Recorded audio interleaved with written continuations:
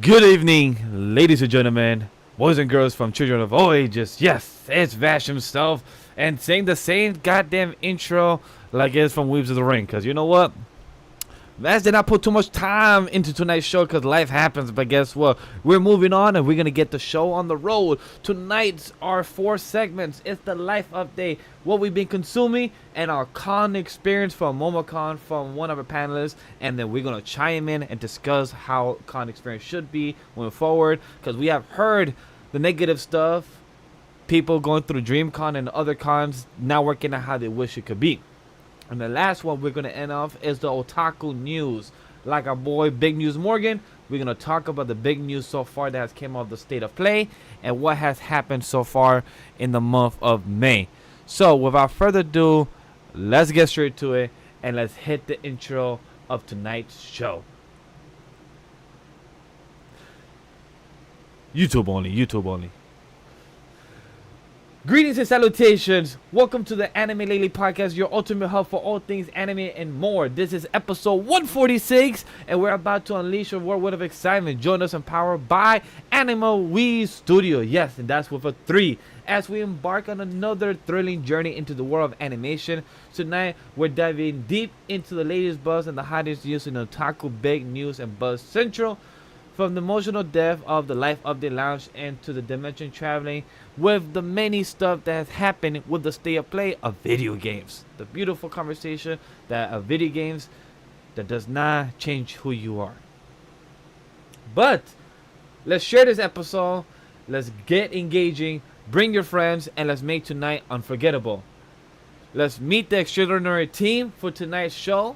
It's myself, Vash, the leader of this shit show that we're gonna have fun, talk about the Weeps of the Ring, talk about the Anime Buzz Central and the big news, and how we're gonna talk about what we've been consuming lately. Cause hey, it's gonna be a fun show tonight, and I feel like I'm having a good time. Right, Watkins?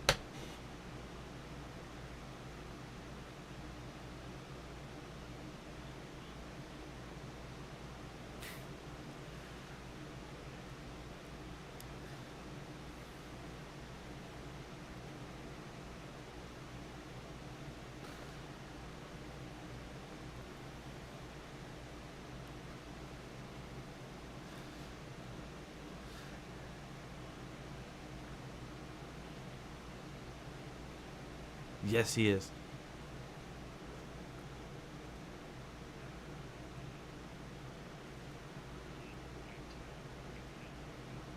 Oh yeah. Hold up, pause.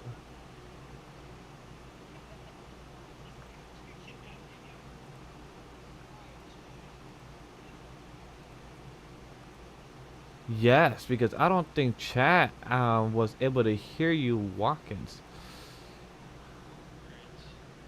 Weren't they able to hear? Wait, Oh. Now we should, cause okay, yeah, you had it sound mad low. yeah.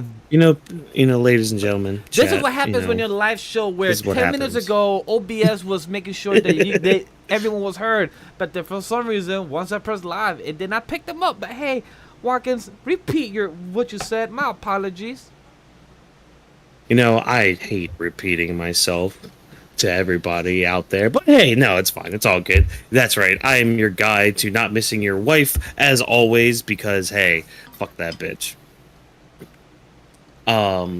Yeah, so we're gonna be here talking about, some good things, some bad things that happened in the past few months and all that. And like I was saying when I was very, very, very, very quiet because of OBS being whatever it was. Unfortunately, Rome is not with us right now. He is stuck in the Shadow Realm. We'll use a Monster Reborn to get him back up. I see some people in the chat right now. Yo, we on that hot mid state of play. Yes, Damn, we Albus are. came with the straight facts. Hell yes. We are in there with the hot mid. But let me tell you who's not hot mid. We got our boy Jokester here.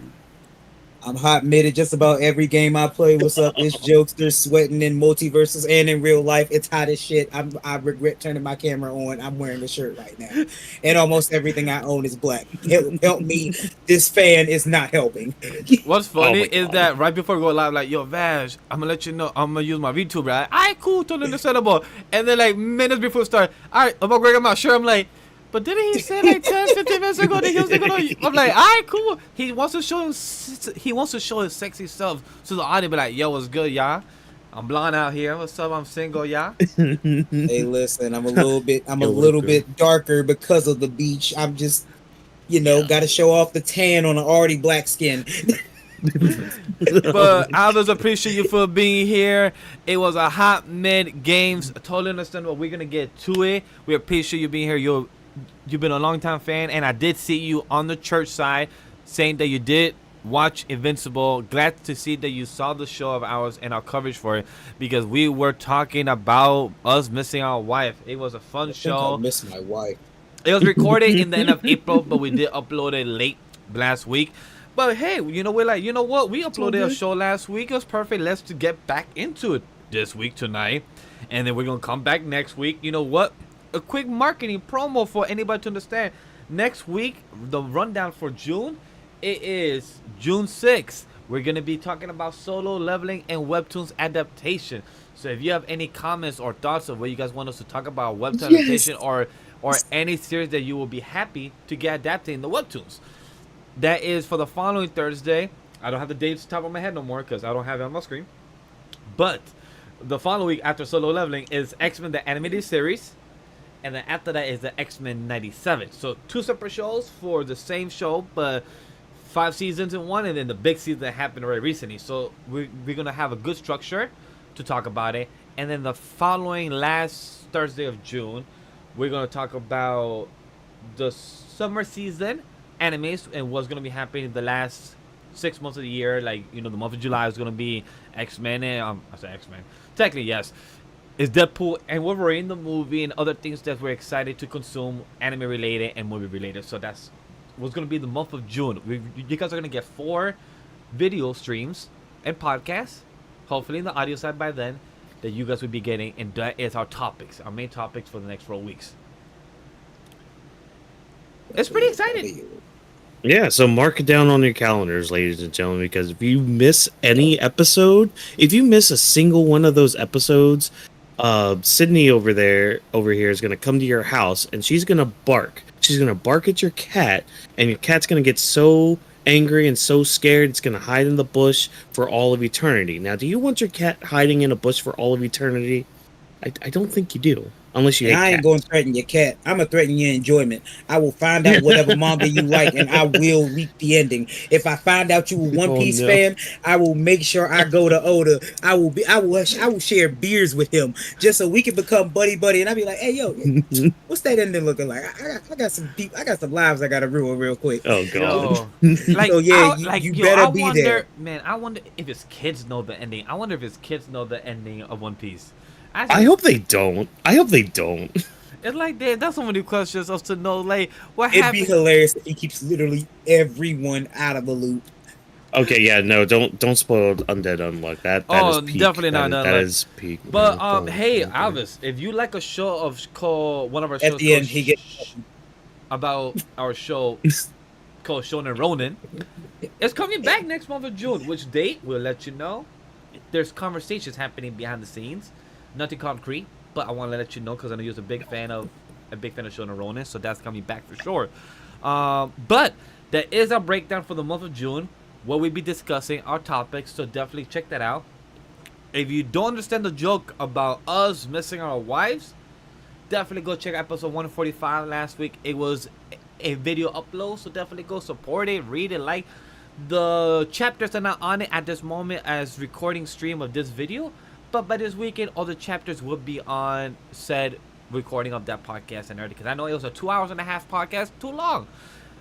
But let's transition without further ado and get to our life lounge. How we've been in this past month of not making content, how we've been overall this year. We're about to reach our 6 month, half of the year mark.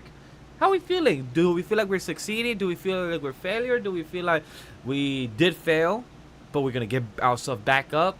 If we fall 8 times, we gotta get back up 9. How are we feeling? So first of all, Man, this year is booming. This yeah. year is booming by. Like, how are we already to June? I hate it. I hate every moment of it. I'm like, wait, where did the year go? I already went to MomoCon? No. What? What do I have to look forward to now? Death? What?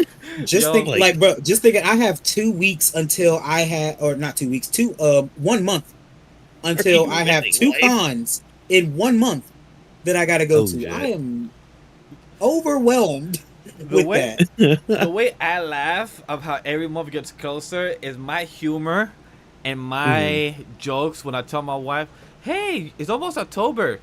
You're almost turning 30." That's my way to no. know, like, hey, month of October's almost coming up. How's that? Like, hey, I just turned 28 this month of May. It's just another number on top of me. But then I'm like, shit, life has been fine. The only thing that has been like the most positive is starting a new show called Weeps of the Ring. Anybody is a fan of wrestling, you see myself and Watkins and our other co-host Drop This Box, talking about the show, talking about review. I of thought you were SmackDown flipping and them Raw. off. I was- You're like, Nah, yeah. not yet. Wait So until tomorrow night. we've been discussing about week to week of Raw, SmackDown, the PLE's Premier Live event, WrestleMania. So definitely check that. If you're a fan, go check it out. We appreciate the watch, appreciate the fan, appreciate the love. But other than that, you know, I downgraded from a apartment that I couldn't afford no more to downgrading to where I live now. Learning as I go, taking it day by day as you can. Life is not easy. Like I tell anybody, like I tell myself, there is no manual to life. That's how it is, Yeah. and we do our best to try to figure shit out. That's real shit. Yep. And take it from somebody who also had to downgrade like a year and a half ago. Yeah, it kind of sucks for a bit, but yeah, you kind of learn to navigate and figure out, okay, this is how I can do things. Oh, this is how I shouldn't do things. This is when I can record things and content and all that. Or, oh no, I have all this family over now. I can't do anything. So yeah, you learn through all of that, but you'll figure it out. And It takes time. I'm definitely also, I'm been in the same boat. Like years ago, I had my own apartment that quickly didn't become my own apartment. It was mine, but then I had to share it with family who needed to live with me. But then with me trying to support, what was it, like 6 other niggas in one house? I wasn't able to catch it up, especially since we were living in DC, which is expensive as hell. So Yeah. I ended up downgrading, and now I'm not sharing a room, but I'm in a room sharing a house with my grandmother. Thankfully, my grandma is more or less cool when it comes to me making content and stuff like that. So like that's why I get along with my grandma, and I'm making the best out of the minimal space that I have. Mhm. Like, the reason I use these backgrounds when we're on Twitch is because my room is 90% dead. Like, Oh, and that's why I Oh, can't yeah. wait to, like, We've, I can't we've wait seen till I it. We've downgrade. seen it. yeah. Yeah. For us that's behind the scenes, we see the same thing as my team. Yeah. Though. Once I put this green screen down, it's a bed. I don't have any Oh, yeah. working lights that I could be behind my monitor that's small enough to give me lights. At the moment, as a content creator who had the luxury to have his vision, now I need to find an adjustment to still have my vision and still be comfortable. Because right now, I hated that the audience, the team, and myself, I look crazy pixelated, or I look like I'm in a dark shaded room, and I'm like, nah, I'm just on a green screen with my lights off. But it's also Yeah. because it's like, hey, I also share my room with my wife now where I make content. So things are that we have to adjust with life, and I like being honest to the audience, and I also like the audience to know that just as us as creators, we also could go through daily struggles that we go through, and that is part of, no matter you being a creator, you're just going through everyday work life, human life, and sometimes regular customers or regular coworkers could piss you off, and you just need a place to express or have other people understand where you're coming from, or maybe they don't have nobody to talk to, and they could hear from us. Mhm. Exactly. But And- yeah, so yeah, go ahead. Oh, I was gonna say, like, as far as things that I've been wanting to do with like the past year or with the past half a year that we've gone. Mhm. Sorry. I recently went to a beach. I swallowed a lot of seawater and my throat's been fucked up ever since. Sorry about the coughing. Oh no, I hate Oh, that. But like, I've had a few goals. I did my January goal of uploading a TikTok for the month for the every day in the month of January. I completed that. I'm proud of you for that. I wanted to stream every week this year, and I believe I've only missed at least once every week this year, and I believe I've only missed 2 weeks. One of them being last Me. week because I had a bunch of family over since we did end up doing a family trip.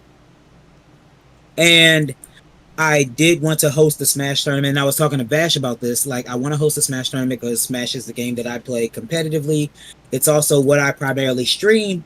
Um, but because of time constraints, money constraints, and a few other motivational issues that I've been having, Mhm. it's still happening this year. I'm still doing that this year, but it is being pushed back. Along with me, another thing is because I'm a singer, I plan on making a song this year. I've been writing it, but it is also not happening just yet. So I won't Right. say that I've been failing, but there have been setbacks, but I'm not letting that keep me back. You feel me? No, I get you. I get you there. And like as I'm, doing these things, I'm also giving myself other goals. Like I told them earlier, I'm planning on because I primarily stream on Twitch. I plan on making a VODs YouTube channel for when I play Yeah. story games. Can't wait for So that. I don't know what I'm naming it yet, but I will plug it in here whenever I do. Just have like when I play like another Crab's Treasure. I've been playing Klonoa 2. If I can get the VODs from when I played Kirby, I'll put that up there. Um, I plan on playing one of the Kirby GBA games because Nightmare in Dreamland is still my favorite Kirby game. Um, Nice. and stuff like that. That is all going up on the VODs channel.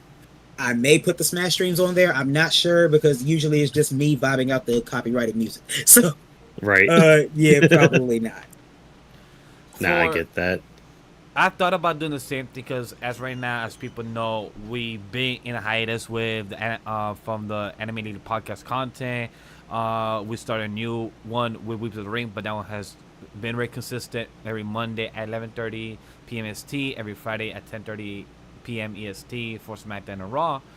However, for Anime Podcast is more as a team effort, and with everyone going through their own thing, it's hiatus. However, a VOD channel because I want to get back into gaming myself. I play a lot of Call of Duty. I feel like I'm good. I'm not nasty. I'm not like a 5 out of 5 player, but I feel like I do some great kill shots, sniping, quick shots, quick scope shots, and I feel like I could put that in a VOD channel for all the gaming content there is instead of always doing little cut up, little mashup streams. But at least it could be on a VOD channel. So that's something that I could Mhm. understand that's good to have. Where with Twitch you cannot keep every type of content on there because it's more of a live stream platform. But with YouTube, it's great to have those type of VODs because that's what their platform is mostly known for. It's for content Right. stay there for years and years and still get views even if you never touch it again. Yeah, exactly. And I guess for my little update, I mean, this whole year has been kind of a challenge trying to get content back going, but I've got a plan moving forward, everybody. So stay tuned with that. Basically, going to be hitting an old reset button, but also kind of re-uploading some of that content as well, because yeah, we're just going to be hitting a good old reset, and also adding more stuff to the gaming channel that I had started, which was basically like a VOD channel kind of thing. Um, and I do have a plan going forward with streaming, at least for like the summer months coming up. So stay tuned for that as soon as I have everything kind of planned and worked out well. Because I know I tried something this past month and it didn't really work out too well. Oh Because yeah. that's a fun I don't time. know what happened there. That's a fun time. It was a great time. It was a great time, but Hey, yeah, I mean, stay chat, tuned. But I mean, it's good yeah. to watch your friends stream because you can see their frustration without showing frustration. I've seen Paul and Watkins be on stream, getting mad at why the stream is not working, but they cannot get angry, and they're just like, bye, guys. Talk to you guys later. Yeah. Spectrum, Like- you. Raggedy Ooh, bitch. you service you. You service you. Ooh, Spectrum, when I catch you, Spectrum. Spectrum, when I catch you, Spectrum. It's on site. It's on site. Yo, Like, the as times I soon. watched my friends, these specifically currently on the past couple months of their stream, and hearing like, even Walker's most recently trying to do not Final Fantasy, Kingdom Hearts 2. Good Oh, time. dude, I Good was time. because I was so excited. I was so excited to get back into Kingdom Hearts 2 because it's one of my favorite games of all time. And you were And, singing like- the opening too, and then the opening was getting Oh, my buffed. God. You were like, you Yeah, raggedy bitch. it was bad. It was bad. You already have to like skip the opening because YouTube hates the Kingdom Hearts openings. Well, I've Like noticed- when I was YouTube first don't uploading like- Kingdom Hearts 1, yeah. Well, I've noticed YouTube don't like gaming content live. They like gaming no. VODs. That's what I've noticed. Yeah, so it's like I kind of have to mute that part and then just kind of talk over that, and then yeah, because that worked with when I was uploading Kingdom Hearts 1 years ago.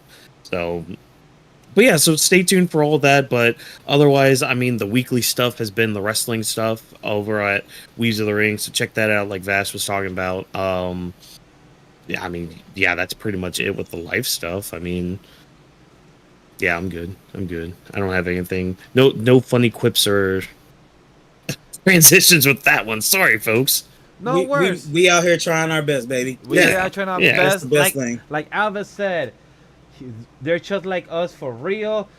And plus, setbacks are a part of life, and you gotta take it in stride. Amen to that. Mhm. Alvis understands Amen. that we can relate like any other human being. Mm-hmm. But what we could also relate about is what we've been consuming. Let's talk about the media we've been watching, the media that we've been reading, the media that we've been critiquing online, even if people have not seen it, just because they want to jump on the bandwagon.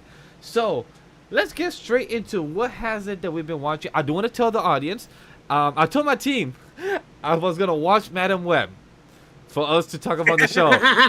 I did not get to it. I did not Yes. get to it. Oh, dang it! I need that. I will get because to it it's next so week. Stupid. Next it's week, so before we dumb, get the into whole movie. Before we get into our main topic, into our solo leveling review, next week I will briefly talk about Madam Web. If it's that bad, stay tuned to our TikTok, to our IG, because if it's that bad, I will literally just jump on TikTok and give them a whole rant. Because Yeah. I need to watch it. It's on Netflix for free. I don't have to pay for it.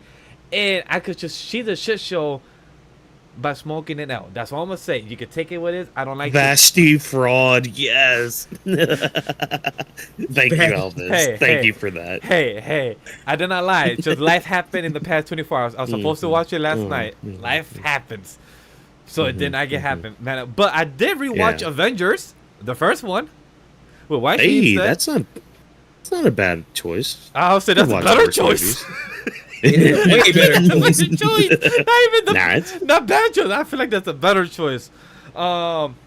Avengers was fun to watch. It was a fucking blast.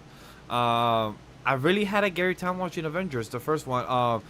The quips, what they planned is like the writing was so good just to watch a Phase 1 Marvel film and not knowing if there is a next, not knowing that what are these, what are they setting up?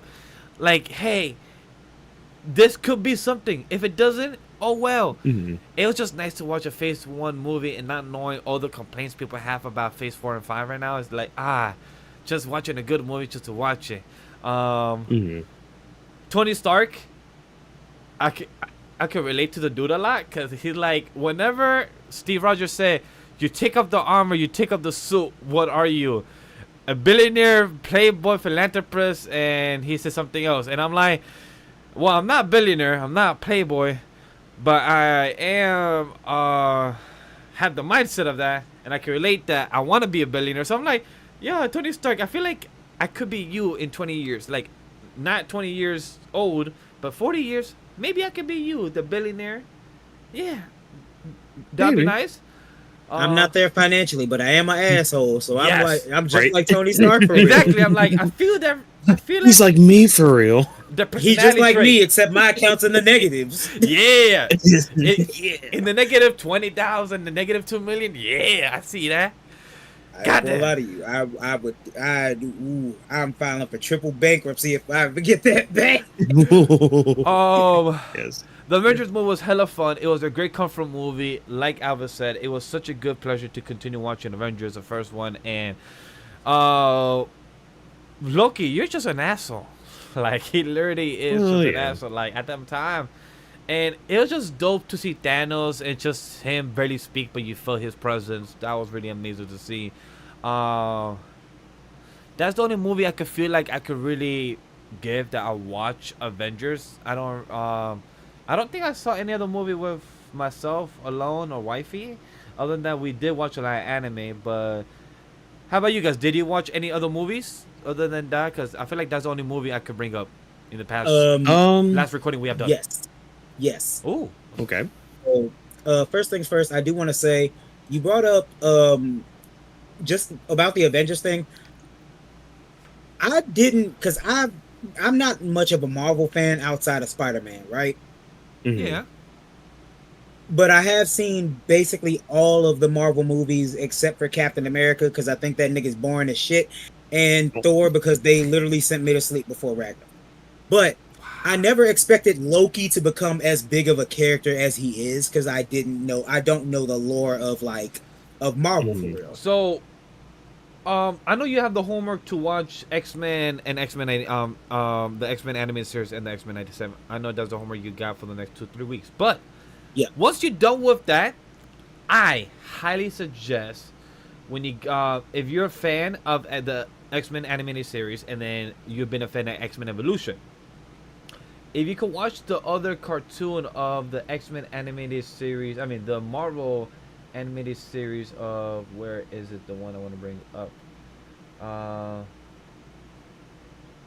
the Avengers, the Earth Mightiest Heroes.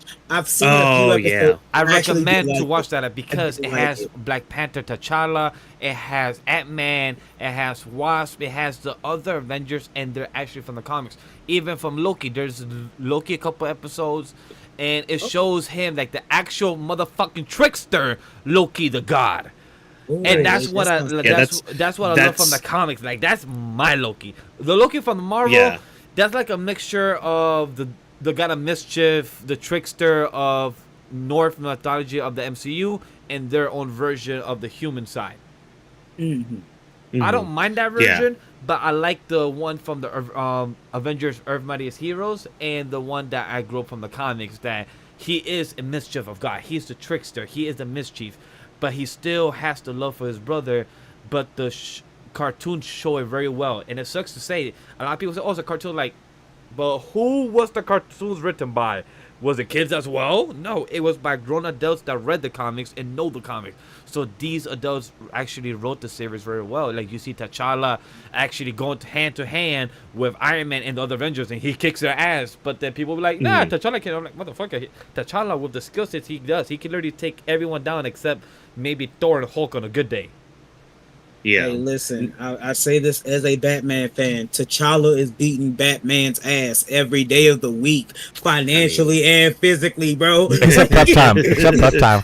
No, especially with prep time. Have you seen that nigga's sister? I know. Oh God, what are those? Oh my God. Nah, Earth's Mightiest Heroes has been recommended to me plenty of times. I'll eventually get to it one day. Yeah. One of these days. Watkins, for you as well. If anything in the future, that could be a project or topic for us to discuss, because I feel like the show would be great for us to talk about, because Avengers Earth Mightiest Hero and also Avengers Assemble. Avengers Assemble was it the prequel or the sequel? Hold up, that one's 2013. So that means Earth Mightiest Heroes, I think, is the one before that.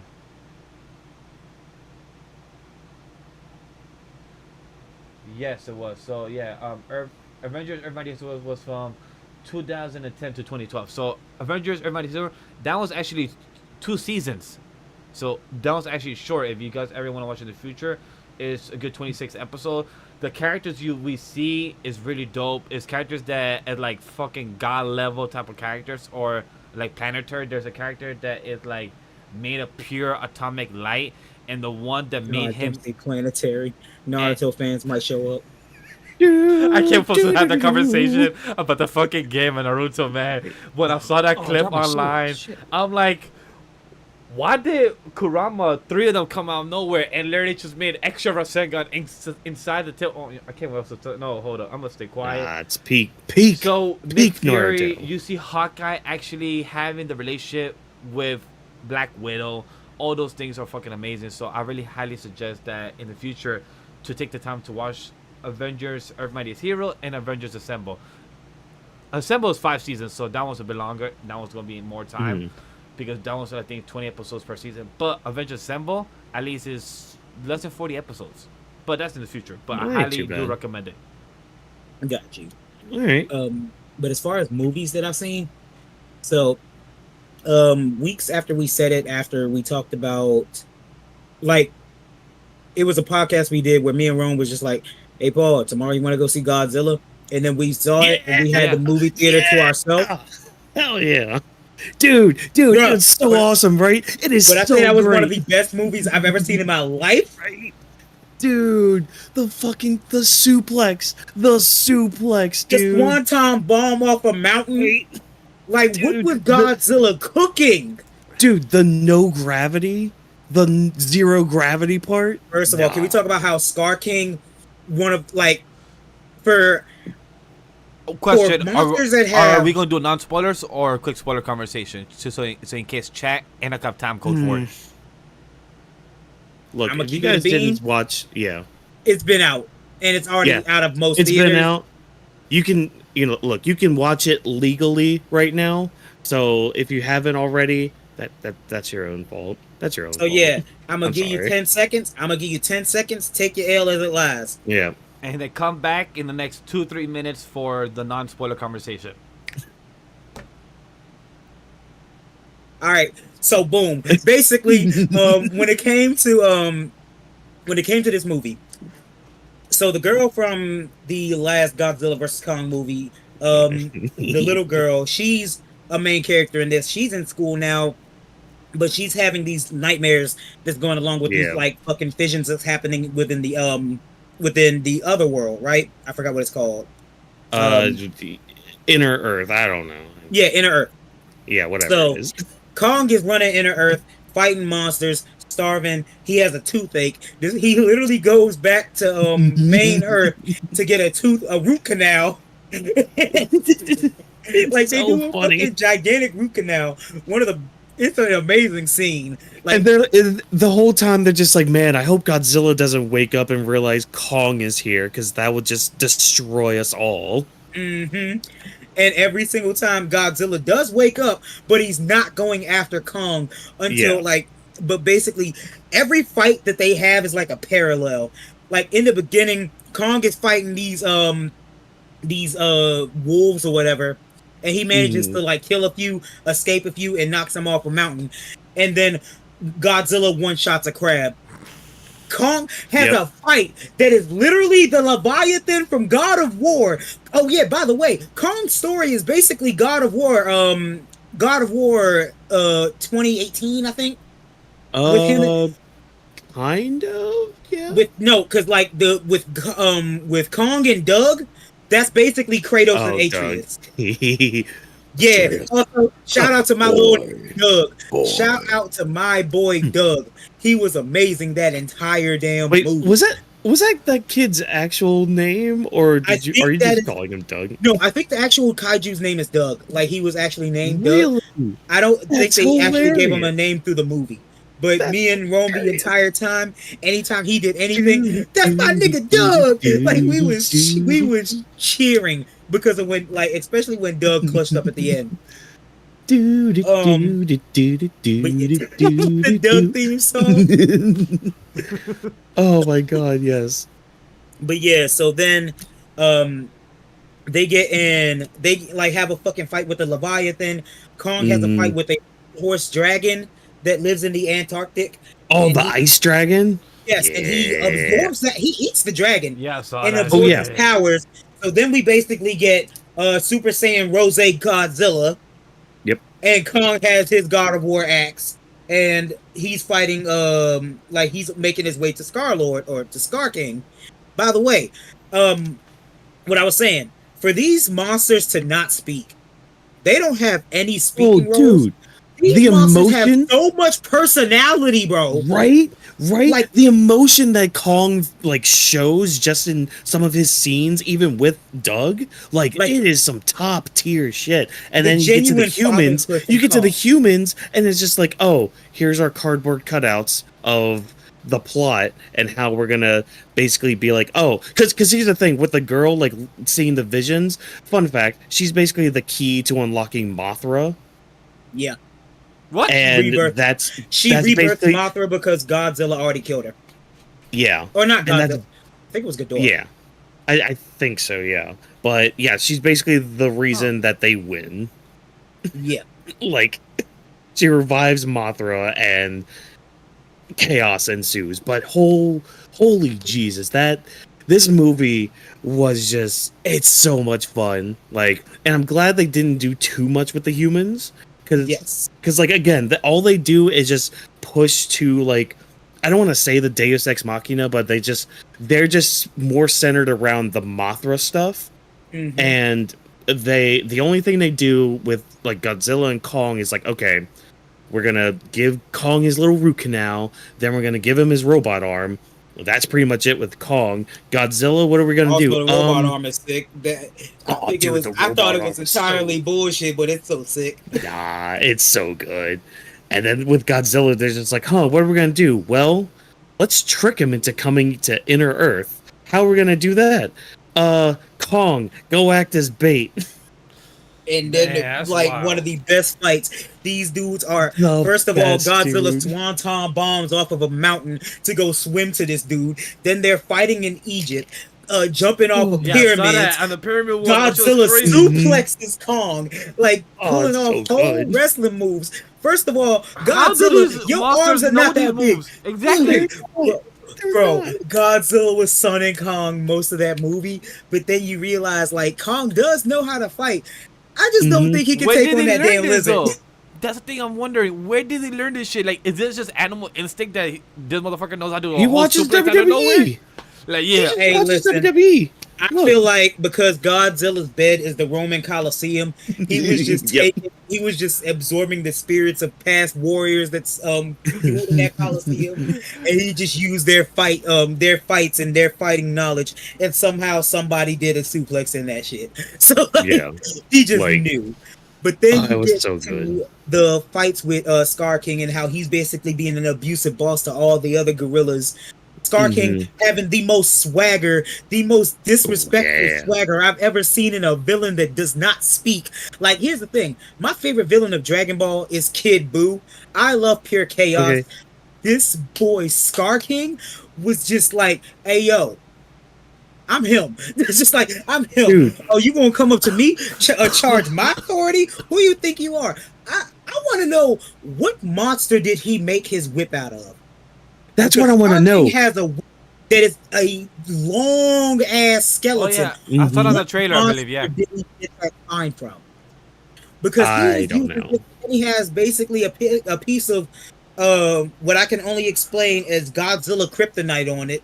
That he's using to control an ice Godzilla. That ends up being in the final fight between him, Godzilla, and Mothra. That final fight being sick, by the way. Dude. Shout out to Doug when he caught the fucking kryptonite and threw it back, bro. My nigga Doug was going through it. He was fighting for his monkeys, bro. I love that. He did it. He did it. It's so good. Like, we're talking about it like this, but you gotta watch it. I suggest it. I highly recommend every single one of you to watch this movie. I would definitely plan to. I just don't have the funds to go to go to a movie theater right now, but I definitely will definitely check it out whenever it comes to streaming because that is valid. But look at the flag and Walken's background. Y'all hard, my nigga. So what I like? Copy heard you. So yeah, like if end of the spoiler review. If you haven't seen it, watch it. Yes. I've also seen Fall Guy, and that is a movie that me and Rome really loved, and we are so sad it flopped. And really, essentially, yeah, because it's already gone to digital. It did. Oh, that's right. I did see that. Yeah, like after 20 days after release, and that sucks because it's for people to understand, it's on digital, not streaming yet. So if you want to buy an on Apple iTunes or anything like that, it's on digital, but you cannot see on streaming service yet. That's going to probably be another month or so. But that sucks for Fall Guy. I saw that people was wondering why Furiosa also flop as well. But people need to understand that it's not an IP that says Mad Max with the sequel of the actual Furiosa, who was Charlize Theron and her co-star that plays Venom, Tom Hardy. Oh yeah. So if you didn't have a sequel of them two and have a prequel Furiosa, nobody would be interested. And also it was Memorial Day weekend. Yes, Memorial Day weekend always makes money, but guess what? People don't have the funds. People cannot take the whole family. People have to pick and choose now for what to go watch in theater. There's Garfield, a movie for the family and for kids that are there. I forgot that came out. Yeah, there's that movie with Garfield with Chris Pratt and everything. So a lot of people, I was gonna ask, how did Chris Pratt? I don't know. I haven't seen it. I haven't heard a lot of reviews either. I know the only movie that's gonna make money a lot this summer is in July, and which is Deadpool 3. The Marvel movie of Deadpool 3. That one's gonna literally save the blockbuster of summer 100%. Yeah, I think it'll do pretty dang well. But I do recommend you watch Fall Guy if you haven't seen it. It's a great movie. It's about a stuntman that gets funny. Mixed up in a. It's so fun. Plus, they also broke a record. Stuntman getting mixed up in a murder mystery, basically. But they did break a record there. I do want to give a shout out to the production team, to the stunt team, because that's part of my world of the production side. That they actually broke a Guinness World Record of doing the most flips of a car being turned over. I believe the world record was 7, and I believe they got it to 8.5. I believe it was, or 9.5. I believe it was 8.5. Ooh, even the half. Yeah, nice. So they even count that. They even mentioned that. So it seems like the half is important. So that's what I was going to state, but I don't remember the whole number. If it's 8.5 or 9.5, so please don't quote me. I haven't had the chance to, quickly fact check, but that's a great type of world record to even beat. And they wasn't even planning to. The car was just flipping more than they planned, and it did. And lucky for them, they got to break a record and be proud of themselves that they did a stunt that succeeded. And also seeing, I don't know if anybody caught this, but also seeing at the red carpet, the stunt doubles were also doing some stunts. Oh yeah. For the premiere. And didn't they bust through a glass and all that? Yeah, they did that, and it was so cool to see that. I love the deleted. It wasn't a deleted scene. It was like a flashback because it's just showing some of the. It just showed some props that stuff people use. Of course, whenever you're watching a movie and you see them break a glass, it's not real glass that they're breaking because that's fucking dangerous. Shards can get everywhere. It's usually like sugar glass or something like that. So they have bottles. So they have these bottles that are made out of it, and there was one scene where him and the love interest of the movie was doing some rock paper scissors shit, and then whoever lost gets hit in the head with some breakable glass. And I just thought that's a great way to show some some type of stunt, like some light stunts that people do using just movie props. I'm sorry. When you were talking about the fake glass, all I could think about was Jack Perry from AEW and how he started this whole thing with CM Punk about real glass. So this dude, he wanted to do this stunt on AEW wrestling television where he would be put through a car, and he wanted to use real glass for it. And CM Punk, who was kind of running a few things backstage at the time. He was like, "Hey, no, that's stupid. Don't do that." And so pay-per-view rolls around, and Jack Perry ends up doing the stunt, and he goes up to the camera. He's just like, "It's real glass. Cry me a river." And then they ended up having a fight backstage, and now CM Punk is back in WWE. So, yeah, Jack Perry basically made WrestleMania 40 happen, but that's a whole different topic for a whole different day. That's crazy. Yeah. Oh, man. So I can blame Jack Perry for why Drew McIntyre doesn't have this fucking title. Actually, yes. Yes, you can. I'm still very mad. I'm still very mad about that. I don't blame you at all. Look, Clash of the Castle is coming soon. Oh, he's going to be champion. I feel bad for Damien. He's not going to win it there. It's going to be very mixed and pretty interesting. But I do want to say another movie I saw that I forgot to mention because I did check my letterbox because I do keep the updated. And I did watch a movie after we recorded our episode 145 that came out last week, guys, even though we recorded it in the end of April. I saw Aquaman and the Lost Kingdom. Oh. I forgot that was made. I gave it a 3.5 out of 5. It's not horrible. It's not bad, but it was entertaining. Would I rewatch it again like I rewatch Avengers? No. I will probably rewatch the first Aquaman more than the second one. Was the second one bad? It just felt like... I'm going to keep it a buck. I don't remember the first Aquaman. I don't think I even saw the first Aquaman, so... Oh, damn. Okay, wow. There's that. So... Spoilers are welcome. I don't care. Jason Momoa was shirtless many times, and he was learning his... What I just found. My Godzilla vs. Kong cup. Yeah, let's go! Oh, that's a dope cup! Oh, that's fire! And it actually changes color once you put, like, cold drinks in it. Oh, that's fire. I've always wanted a cup like that. I never had one like that. That's fire, though. But yeah, Aquaman and the Lost Kingdom. I don't have much to say other than I gave it 3.5 out of 5. It was enjoyable, and it could have been better than what I expected. However, the content of Aquaman and the Lost Kingdom felt lackluster because we don't know what's going to be continue going on with the actor of Jason Momoa, and and what's going to continue on with the character of Aquaman.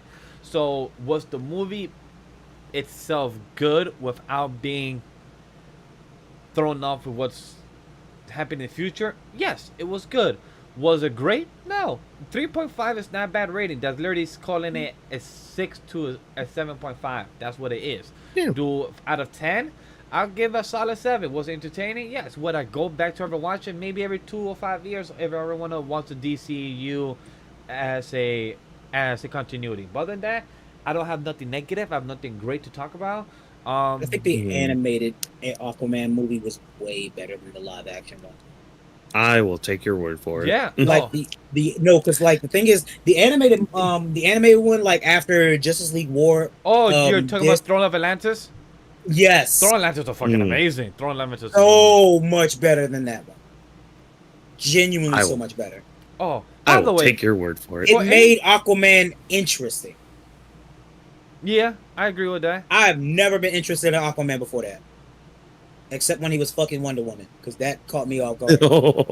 Oh yeah, that's kind of funny. So about Watkins, do you have any type of movies or any type of TV shows you want to bring up that you've been watching as what you've been consuming? So luckily I keep a little Twitter thread of what I've been consuming throughout the year. So thank you, Twitter thread, for existing. I think last time we talked about Invincible, I finished Freer in season 1, which was excellent. Top tier, go watch it.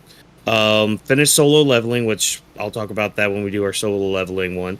I ended up watching that movie called Civil War. Yes, you did speak about that on the last episode. Okay, good. I wasn't sure. Did I mention anything about Ghostbusters Frozen Empire? So me and Rome tried to watch it. What's funny? Yeah. I was watching it, the end of it, or I'm not sure what part of the story I was watching because I was watching because my sister-in-law was watching the film and I was there hanging out watching the same film. it was intriguing. I didn't know there was a fucking clubhouse of ghosts, and you have little gates of other ghosts not to disappear. Then you have a Hmm. ball of code or scare or evil ghosts that you cannot try to make disappear. I didn't even Yeah. know that. Yeah. So when me and Rome went to see it, we didn't get to finish it. I think Rome went and finished it on his own, but Hmm. we didn't get to finish it because one of the air conditioners in our movie theater caught on fire. Oh So, shit.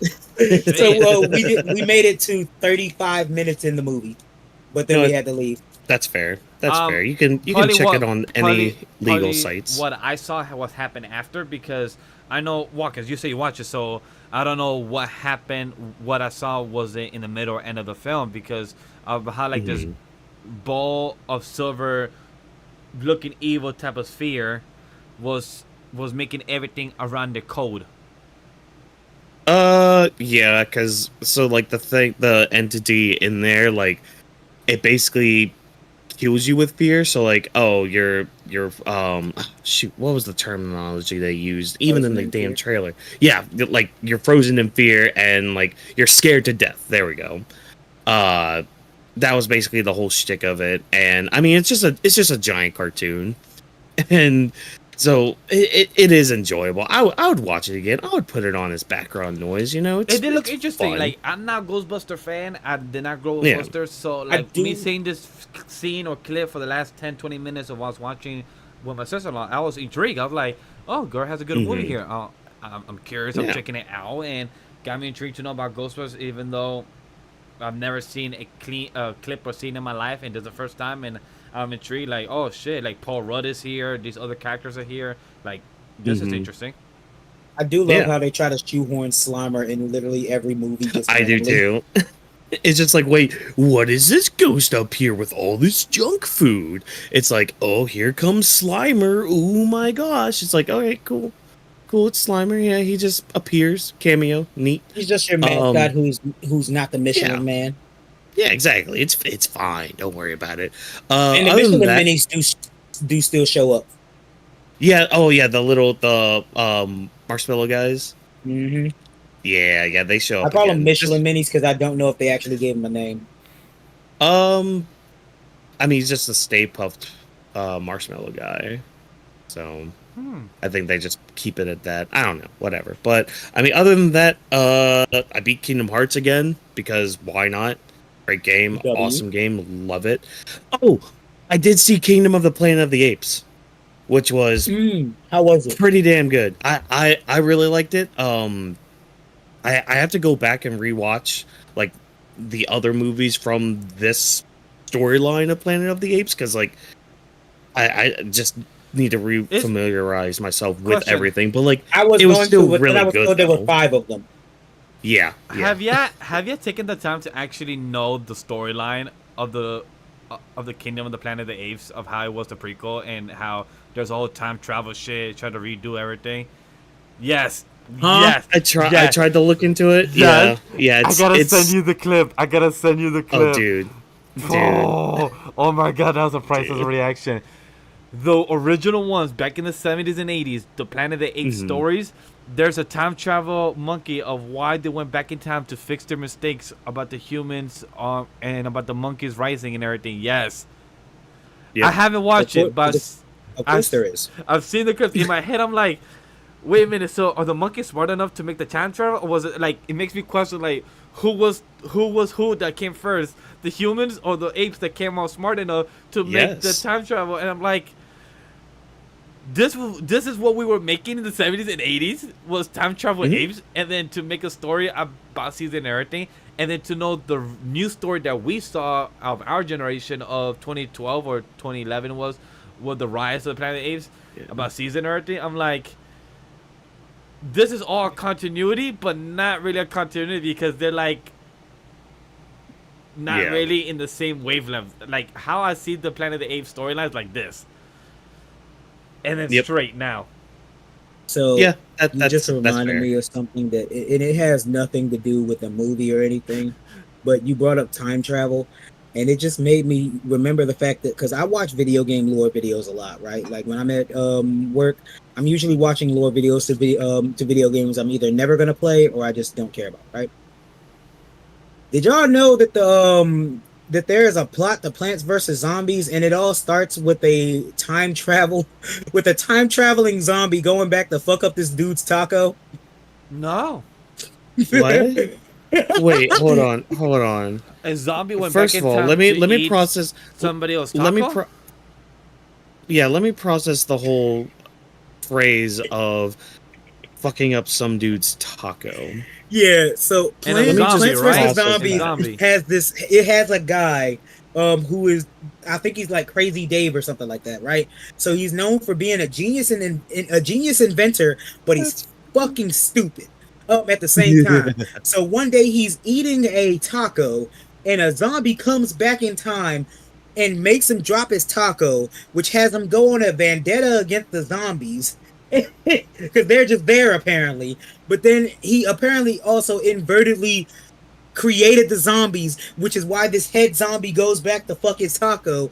It's a loop that's so stupid. They beef over different games, going like through different timelines and different dimensions. Well, Nutty. What? There's a whole lore to this shit that's so dumb, and I probably mixed up one thing, but that's how fucking stupid it is. I love it. It's great. I love That's video great. games, y'all.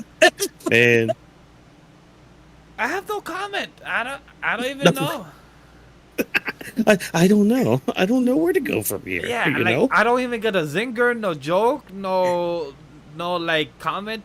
I like Completely stumped, right? That's Yeah. how I was when I watched the video. It did have to me stop working. like hey, I Just makes the brain just kind of skip a beat and just be like, wait, hold on, pause, rewind. What? Yeah, so the Planet of the Apes has time travel, and we'd be shocked of how time travel be used. Speaking about going back. Hey, Oh man. I gotta I'm steer this sorry ship to- one way or another. I'm like, my I'm sorry brain to got stump you with fucked. that one. I'm sorry to stump you with that one. Yeah, I mean, Yeah. like, I'm still trying to process it, but also trying to like maintain the ship. So I'm like, interesante. How does Just this like, work? where do we go from here? But you know what I could do? Since we're talking about anime, about time travel, you know, anime has this storyline always. What animes I've been watching? The only one I've been watching this season is Slime Season 3. Okay. I still need to start Slime. Oh my, Same here. Slime is Same amazing. here. But what I love I've about seen some clips, Hmm. and the fights look epic as fuck. Especially Oh. this big pig nigga. I need to learn about him. this fight that just happened, episode 8. Oh man, bro, the fight in episode 8, the animation was fucking beautiful, like maravilloso. It was amazing.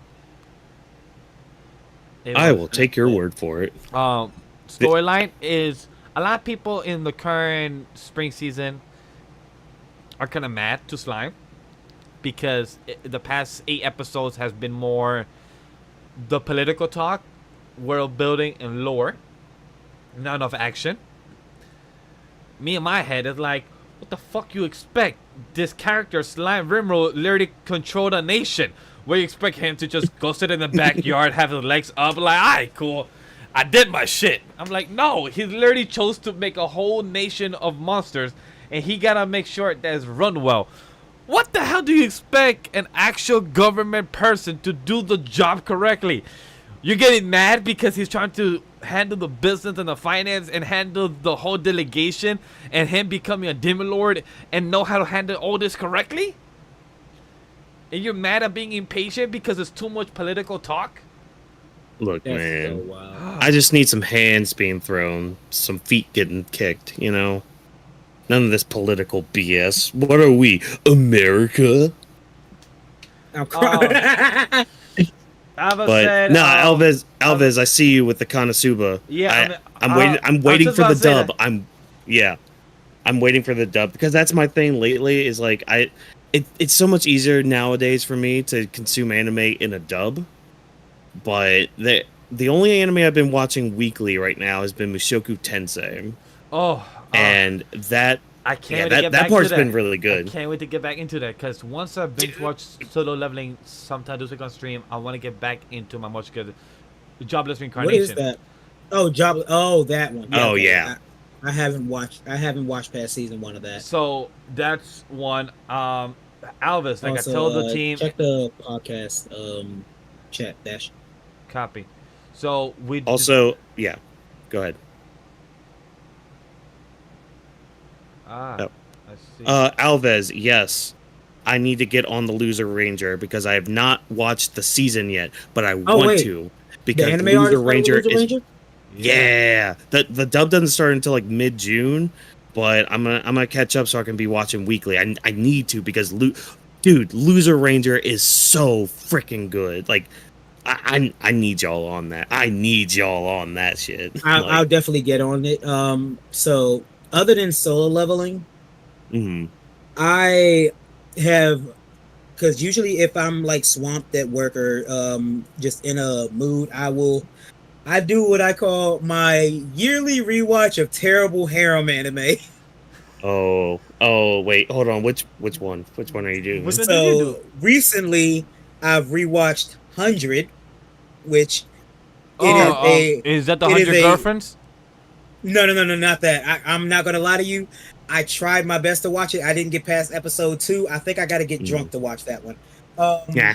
But no. So you remember Infinite Stratus, right? Yeah. Boy goes to an all-girls school. They have mech suits and they fight other countries and bugs and shit. Yeah. So 100 is Infinite Stratus diet, but also just 12 episodes, and it's fun. It's fun, but just like you can tell, it was a seasonally schlock, basically. Like there's never gonna be a season 2, nor do you need there to be a season 2. There's a tragic backstory that doesn't matter, and it's just easy. This man is Mr. Bitches type anime. Right. I recently did that one, and then I feel bad for saying I rewatched Mock and Key. I haven't watched Mock and Key, but I've seen scenes. I've seen scenes. That's all I'm gonna say. But like a lot like what Alves is saying, like sometimes you just gotta embrace the cringe. Like you just gotta embrace and be like, yeah, what I'm watching is trash, but I love it so much. Yeah, but when you said Rent a Girlfriend, nothing will make me ever embrace that. I'm staying far away. I'm staying far away from that with a what is it called? Domestic Girlfriend, I think it is. I would rather watch Domestic Girlfriend. I would rather watch Domestic Girlfriend twice than ever watch episode 3. Because I didn't make it to episode 3 of Rent a Girlfriend. Oof. That's when you know. I didn't go to. Let me see. Where did I stop at Rent a Girlfriend? I can watch anime that has me feel. You get me, Alves. Yep. But, for the plot. Excuse me. So for me, what I'm reading for the plot and for, like I was telling one of my friends, a big shout out to Grumman. I've been reading, which I should have caught up to manga like for the past 5 months, but instead I've been reading a lot of adult webtoons. Yes, people could assume it's for the plot, but it's for the plot. That's number 2 reason. Number 1 is it's nice to read an adult series that involves adult problems, and also you being now us being an adult, 28, 33, 35, 27, 24, you can at least relate to this adult. Us watching shonen series, we're not in high school no more, so we cannot relate to a 14-year-old. So it's tough. Yes, we would love to see the action. We love to see Deku. We love to see these kids in high school giving the hands. But it's not like we don't have our MC like Kaiju number 8 or our character like Luffy who's 19, where he has a whole crew of Zoro, Nami, all these 25-year-olds that we could understand them all being adultish to some. Luffy's 19? Yeah, he's 19 now. Yeah. Oh. Yeah, Yep. before the 2-year time skip, he was 17. He told his brother Ace and Sabo that they were supposed to depart at the age of 17 for each one of them. So once Ace departed at 17, Luffy was 15, and the once Luffy departed, Ace was 19, and now Luffy is 19. Yeah. Because like Zoro's now 27? Is he now 21? No, he's not that old. He's like early 20s. So I know Sanji's 21. Nami now is 20 because she was 18 pre-time skip. I do got something I gotta say about One Piece. So I'm not a One Piece fan, and I don't plan on watching that shit ever. Right? I watched like 400 or 300 episodes, and I gave up because I said that shit's stupid. But I recently was watching some fight clips. Right? I don't care where they are now. If Sanji doesn't go get his get back on that blue-haired bitch he calls a brother, I swear to God, me and Oda will box. Nah, I feel that. I watched that clip hoping, hey yo, I dead ass message my friend who I call an encyclopedia of One Piece, and I'm just like, bro, please tell me he gets his get back on this douchebag, right? And he's like, he fights one of his brothers, and I'm just like, but does he fight him? Trust me, kind of. And he was, and like, he's just like, no, and I'm just like, Oda, why? You don't. He beat the shit out of that cook for no fucking reason, and then he does a bitch move to hit his brother in the back, and then like he does. You telling me he doesn't get his get back? What is that? Not yet. So perfect that we're because One Piece talk. Because I remember last time on episode 145, Alvis, I know that since you heard it, remind me if I'm wrong, that I was also speaking about me and my girl watching. My girl is on One Piece at the time of episode 145 recording. She was on not just Rosa, Zoe. She was on Zoe. Now we're on episode 960. I'm sorry, 860. 860. So we are 60 episodes after episode 145 recording. So I love it. We're in the middle of Whole Cake Island. It's been fun in the anime, and I understand Paul's pain because me rewatching and seeing Sanji getting hit by his brothers and him not hitting back is because of the bracelets, because of knowing about his crew and knowing about his father Zeph. It's like, yo, Niji, Iji, and Oji, y'all could shove and dig up your ass for y'all being this much of disrespect. Not the donuts, that's crazy.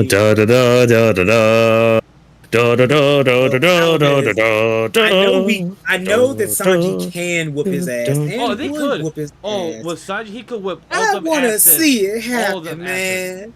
Thanks, Alves. I'm glad you heard that. Also, just gonna throw this out there because Film Red gave me this visual.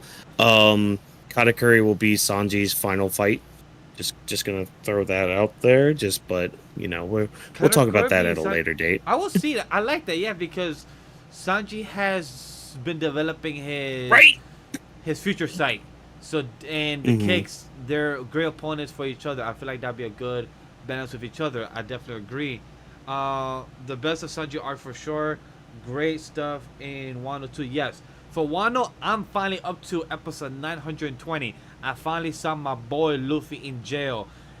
Boy got arrested, and this man is working for his food. Him and his boy used this kid that Watkins hate. Oh, you mean he went to jail? Yeah. You mean useless Captain Mid? Don't say why you got to say it. I will say no, dude. When you catch up to the manga, you'll understand. You'll understand fully why he's still useless Captain Mid. All right, look, and why he will always be useless Captain Mid. Once we get to our private conversation about Shono Ronin starting, we will get into it. because I will on anime wise I'm on 920, on manga wise I'm on 970. So I saw a certain character get cooked. I don't want to be spoiler to Okay. anybody that has not read it or seen the anime yet right now, currently, but I've seen a certain character get cooked. Oh boy. Abbas said, all right, it's bedtime. Abbas, appreciate it. Hopefully to see you in the rest of the show. And for Shonarone, I appreciate you popping in and being with us during this time. And we will Good see night, you next week. Elvis. Appreciate it, Have a Elvis. good And night, for Chad that is still lurking Elvis. and everything else. But yeah, the only thing I've been watching is One Piece. I'm gonna cut up to 920 in the anime, soon to do more. But I want to give a big shout out to another series I'm watching. It's called Ace of a Diamond. Ace of Diamond, the sports anime that is about In this baseball. one? Oh, the baseball one. Yeah, Ace of the Diamond. Really good series. I have so far watched 34 episodes since I started 1 month ago, back in the beginning of April. Okay. I wish I was a bigger fan of sports anime. I've not like, of course I like Hajime no Ippo. I think that's one of my favorite anime of all time. But I've never been the biggest fan of sports anime. I haven't watched a Kuroko lot no of sports Basketball didn't keep Yeah. me. I did watch Prince of Tennis as a kid, and Yeah. I think the most recent one, or it's not recent, but the one I watched most recently was Eye Shield 21. Okay. And I think I made it halfway through that. The only sports anime I have seen right now from top of my list, because it's a short list, on my anime list is Haikyuu season 1, 2. They're both on 9 out of 10. Aoshi 8.5 out of 10. Skate to the Infinity, that is a skateboard anime. Highly recommended for anybody who have not seen Skate to Infinity. Really solid 12 episode. I'm not a skateboard person, but I really enjoy it. Megalobox season 1. Yo, Megalobox is so good. I forgot that's a sports anime. Megalobox is so good. I have not seen season 2 yet. I'm sorry. It's still pretty good. It is really good. Out of season 2, I've only seen episode 2 out of 13 episodes, because Megalobox is called Nomad. It's really interesting to know why it's called Nomad. I'm really intrigued by that. Oh, so dude, those are the only ones I've seen. I have not seen Blue Lock. I don't care for Blue Lock at the moment. Neither do I. The other 2 series I saw is Baki and plus Tekken Bloodline, that is also on Netflix. I was about to say, do we count those as sports anime? Well, yeah, that is. Maybe Baki. Well, those are mixed martial arts. They do have mixed martial arts in a tournament, so they are considered sports since they are giving the hands to each other in a tournament style. Okay, I guess I get it. It's because I always have fighting anime in its own category. I guess different from sports, and because Baki is literally the most confusing fighting anime I've ever seen in my fucking life. I be forgetting it counts as sports. Well, don't worry, Vash. Your list of sports anime is way longer than mine. But mine was only 6. Yeah. So Megalobox, both seasons. I'm caught up to the Haikyuu anime until these 2 movies come out, which 2 movies to finish off 200 chapters or whatever. That's kind of funny. Dang. Yeah. They're going to be condensing a lot of stuff. And Blue Lock, Blue Lock's actually a lot of fun. I'd rather you watch an actual soccer anime called Aoshi than fucking Blue Lock. Look, man, Blue Lock is it's so it's so stupid, because they're just in this facility and it's basically Squid Game but soccer, but it's they don't actually die, but they basically act like they die, and it's wow, you're being really dramatic for not being able to play soccer anymore. Wait, you could still play soccer. Nobody's really forcing you not to play soccer anymore. Too over extreme for me for an anime. I love it. It's so it's my kind of out of there. It's Tekken version of martial arts. There is too much Aurora in fucking Blue Lock. Why do we have the MC having a whole blue Aurora, a fucking Super Saiyan around them? Why? Because they have striker player. Because Make it make sense. they have monsters and demons inside of them, but not What actually. the fuck but is a Jinchuriki out here? Where did Look, the Jinchuriki They're get demons on the teleported? field, I guess. exactly. But yeah, mine it's is- so funny. All right, so what's Like, your my, list, Paul? What is your small list of sports anime that you've seen? It's not big either. It might be actually. I'm not sure. Hajime no Ippo, Megalobox, Eye Shield 21, Prince of Tennis. Damn. Wait, no, that can't be it. I know I've seen more sports anime. I know I've seen more sports anime than that. It seems like that's about it. Damn, that might be. That might Air Gear. Air Gear. There you go. If that counts. If we count in State, we're definitely counting Air Gear. And yeah, I think that's it. So only 5. How about Yuri on Ice?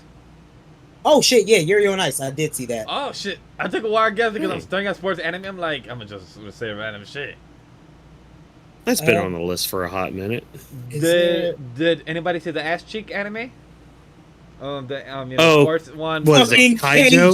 Kaijo. Okay. Yeah. Okay. So okay, 7. look, Peak anime right there. Okay. Hey, listen, bro. Yo, I just Look. spit Paul like maybe Paul seen it, and Yes. guess what he did? It's Horny I love Schlock. it. Of course, I've seen it. Like, Yeah. Who the hell do you think I am?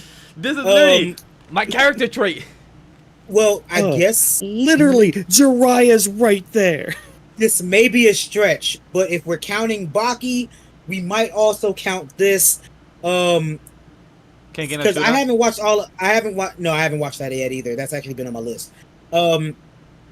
So I haven't watched all of Baki. I've only seen 1 season, right? Yeah, that counts. There It is still a counts. series that's kind of like Baki, but it's very old and very horny, and it's called Iki Tosen.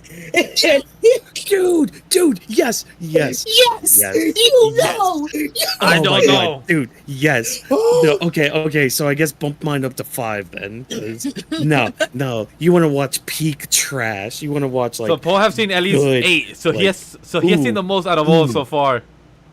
So to give a summary of Iki Tosen, How do you girls spell are that? fighting Hold with clothes made of paper mache. Yeah. IKKITOUSEN. But it is about girls who are fighting with clothes made of paper mache. Yeah. I'm sure you've seen some of these characters, Vash. I am almost positive, especially like the eye patch girl. Like you've seen her. I can almost guarantee. And it's the crazy part that I knew that's who you were going to bring up first. see. Oh, it's so. Oh, it's good. It's fun. It's Yo, good. you don't know how happy I am to find out that somebody else would watch this other than me. Oh, like, dude. Like this is during like I watched this during my peak degenerate days of me in like 2013. It was the summer that I had nothing to do, so it was me, my uncle's room, and a laptop, and I believe I watched 50 series during that one summer alone. Dude, during that degenerate phase, it's usually Ikitozen or freaking To Love Ru for people. Like, Oh, yeah, To Love Ru. and High School DxD. Like Oh, those that are would be usually the DxD. 3. Oh, look, High School DxD. Look, Rios has my heart. Look. I was an Akino boy. I'm gonna shut up now. So Do I have to choose? How about all of them? look. Hey, Hey, listen. if The I can wake finger up with sucking all 6 scene of will them during always the get same me, bed, bro. then yo, that's what it is. All I'm gonna say is just dancer outfit. You know. The finger sucking scene will always get me, bro. Oh yes. that got me as a kid. I'm not gonna hold you. All right, ladies and gentlemen, this is now a new segment I like to call when Humpy the Camel comes in, where we start getting a little degenerate here, and Humpy the Camel has to come in and say, "Mine." There we go. There was Humpy the Camel. Did not Welcome. expect that for the show, but hey, we here. That Dude, camel came out of fucking nowhere. I found this puppet the other day. Literally, I forgot I even had this thing growing up. Holy shit! Why do you I love have this thing? I never seen a donkey. Never. Why does that? No, that's a camel. But why does that camel low key look like the dragon from Neverending Story? Never-ending story. So he has a great voice. All right, go away. I'm done looking at you. Well, oh man. Moving along from our sports anime, anything anybody else wanted to bring up before we move on to our con experience about what we've been consuming from anime movies related to any type of consumption? We spoke about video games. We spoke about what we've been watching anime related. We got to a One Piece conversation. We got to a sports conversation. Anything else anybody wants to bring up before we move on? No. Play another Crab's Treasure. It is a very good indie game with amazing music and hilarious ass commentary. Play that game, or when I make my Voz channel, watch me play it. Yes. Why not both? We will share it. We will tell it when you can watch the crabs. But I have no transition for that. I set myself a failure there.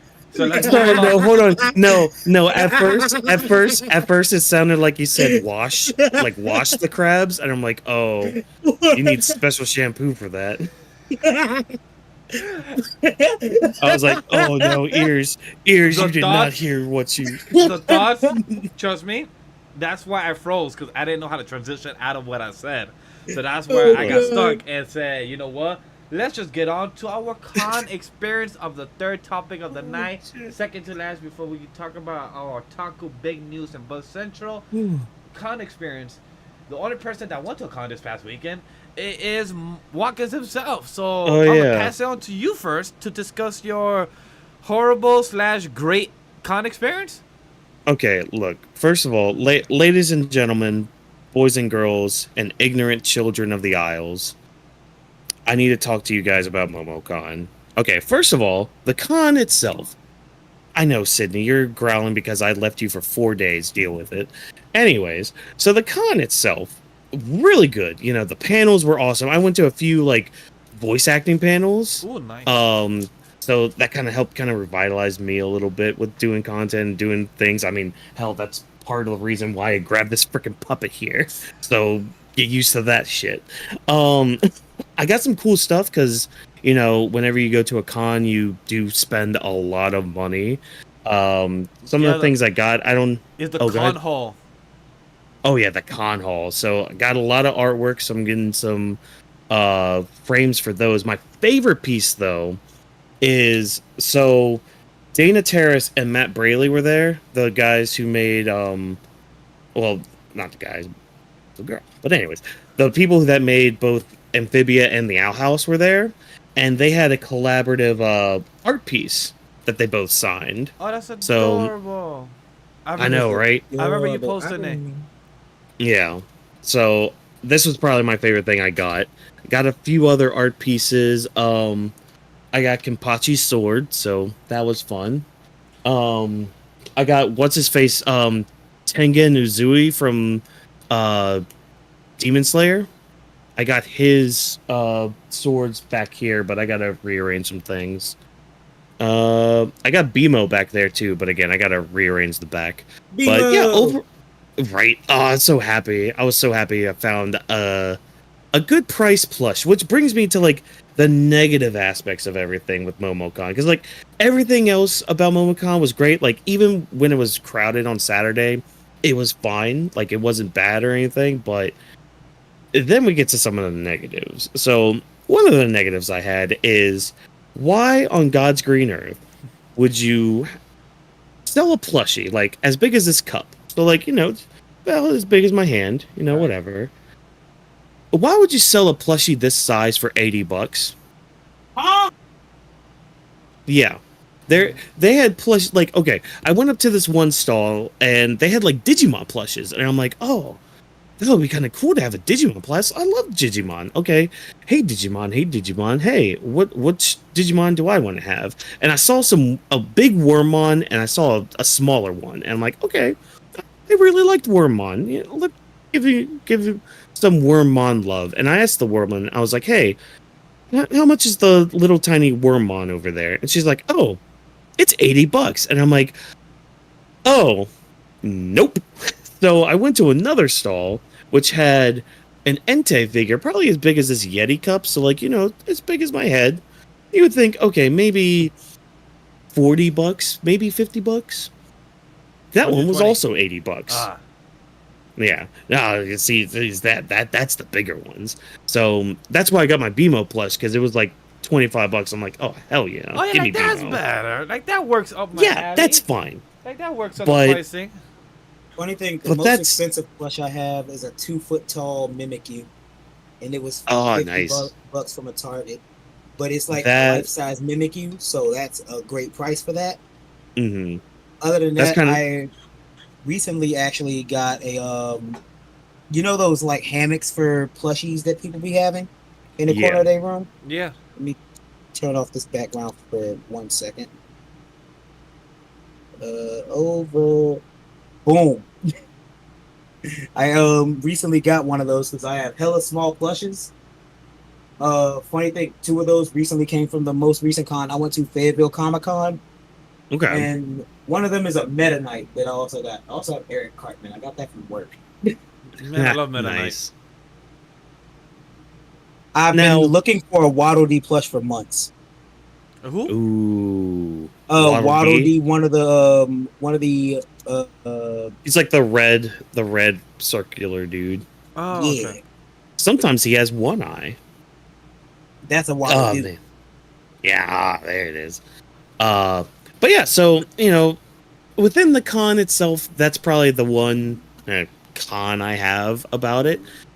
Now we get to the outside stuff, the fun stuff, if you will, like, the after parties that parties. you'd like to go to. Yeah, all that. So me and my group, we were like, okay, we do at least want to go to one. And there were a couple options for Saturday night. And one we found, and I don't care if I'm name dropping. I really don't care. I got my money back, so it's already done. It's already over. We were like, this place called Trap Sushi seems neat. And hey, look, VIP passes, that gets you in earlier, that gets you your own little space with like gaming section and all that, gets you your own sushi roll. Hey, a goodie bag with things. That's awesome. And hell, from my experience last year with going to cons, my goodie bag included a light up Sasuke sword and a Dobby plush. So hey, you know what? So cool. Yeah, Hey. exactly. So it's just like, hey, I have a good experience with these after parties. Let's go to this one. So we get there, and the special VIP line isn't really moving. And people are just like walking up to the security, and they're just able to go in. Okay, fine, that's weird, but whatever, okay. The security and even getting in was very, very disorganized. Like, I don't even think they knew what they were doing at all. But, we were able to get in and all that. Unfortunate for the people that were out there that had bought tickets, and apparently at some point, Trap Sushi ended up getting over capacity. And I'm sitting there thinking, wait, how is this over capacity when there's plenty of room in here? And they were saying how there were like 1,500 people in this warehouse. Keep that in mind, like this warehouse It was kind a of warehouse. settings. Yeah, it was. There was no way that there were 1,500 people in there. There was maybe 500, if that. But there's no way that they had 1,500 people in there. But like, they weren't letting people in, and like people were legitimately getting pissed off out there, like saying, "Okay, look, we spent like 30 or 60 bucks to get into this venue, and you're not letting us in." Which, keep those prices in mind, by the way, especially that $60 for the VIP. You keep that and just tucked away for the next couple minutes. So yeah, people are rightfully angry. Some of them are leaving, demanding refunds. One girl ended up throwing a fit, and then they pepper sprayed her. Oh, So yeah, that ended up happening. Oh yeah, look at the light. yeah. Yeah. Oh man, but so we're in there. Their little VIP section was horrible. It was shit. They had like five gaming cabinets. It was just fighting games and one basketball game. Cool, neat, whatever. They had about maybe 5 folding chairs out. No tables for the VIP section, just all this space for nothing. And like one giant fan in the corner, I guess for the whole place, because it didn't work at all. And it was probably about 100 degrees in there. I found what my friend said about Trap Sushi, by the way. Yeah. Goddamn. So the special bar and all that, and even the bar areas, they weren't bartenders running it. It was just the people's friends. And Jesus, I have never. It was so unorganized. It sounds like. Oh, dude, I had never tasted a more watered down drink than I did when I was there at Trap Sushi. It was piss poor, horrible. Which brings us to the sushi part. Hey, look, a sushi roll. Isn't that great? Isn't that fantastic? It was not they sushi weren't roll? making. No. It was. It was a little dinky sushi roll, you know. But they were making them like out, like they weren't in the kitchen at all for it. They had like a couple tables set out around everybody, like So, around people. Like it was by definition trap sushi. Yeah. it was trash sushi because it tasted like ass, like, and not the good kind of tasting ass either. Like it was like straight up booty cheeks. That was a crazy sentence. Yeah, exactly. You're welcome for that imagery. But like, we ended up leaving, and then just if you go online and look up some of the stories from people that couldn't get in, it's ridiculous how, like, again, like you spend so much money. Oh, I didn't even mention the goodie bag. So here's what you got in the goodie bag. You got a sticker, and you got 2 pieces of candy. Oh shit, you lie. You are lying. No. Nope. I didn't even take mine home with me. I left it in our hotel room because fuck that. Like, it was. I'll send a picture of what it was in our chat here in a little bit, but it. Dang, that got me for hurt. $60. Yeah, I gotta see that. That got me hurt because I have never experienced a bad con. I've had bad moments at con, but it's more miscommunication from the con itself of how of how they handle press or how they handle creators. How do we let them ahead of the fans first? Stuff like that. It's the con itself and their free volunteer people. No matter what you you're always gonna have issues in that part. I just sent it in our team chat. Oh shit! I gotta see that. Was the goodie bag. They have a that was the goodie that's bag. already marketing Trap Sushi and a stickers of the Haichu. Yeah. They literally went to the store and literally bought the 1,000 pack or 100,000 the 100 pack of the Haichu and literally split that with everyone. You gotta be shitting me! Wow. But like, so the next day, Trap Sushi ends up kind of trending for a little bit. And they end up responding to everybody on Twitter, being like, hey, you know, if you were dissatisfied, just send us your email and we'll take care of it.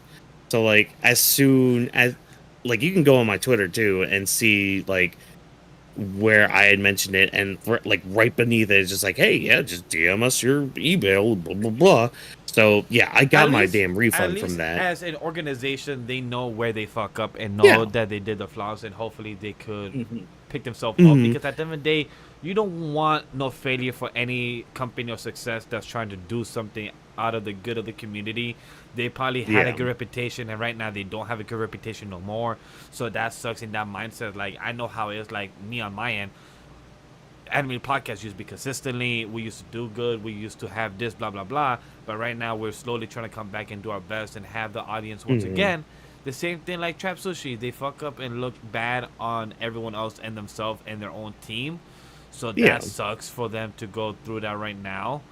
Hopefully, in the future, they pick themselves up and where they could get back on their feet. No matter what, people make mistakes. They make mistakes. And like, that's the thing. Like, horribly. the whole So, by like what I was saying with my friend because Yeah. it was very brief. Just she sent us a video. We were just like, oh, okay, that's a lot of people, whatever, blah blah blah. And let's see, from that video she sent at 11:31 p.m. Hmm. And where was it at 1:15 she said, in for the night, finna tidy up, finna tidy the kitchen up and pack my shit, right? So yeah, it was like not even 2 hours. yeah, 2 hours. Yeah. And my friend Well, that's the said, "Damn, thing. you left." She said, "Yep, there was that capacity. It was hot as fuck. Spent nearly $10 on water. Hmm. The popo was aggy as fuck for no reason. Probably talking about the pepper spray thing you said. Yep. And they were trying not to let people get outside for air. We were just Yep. over it. You're not Besides, gonna let me go outside for air, bro. Oh Air yeah, is nah, free. You're not gonna let me out breathing. nah. It yeah. was So yeah. like she said that, I was like,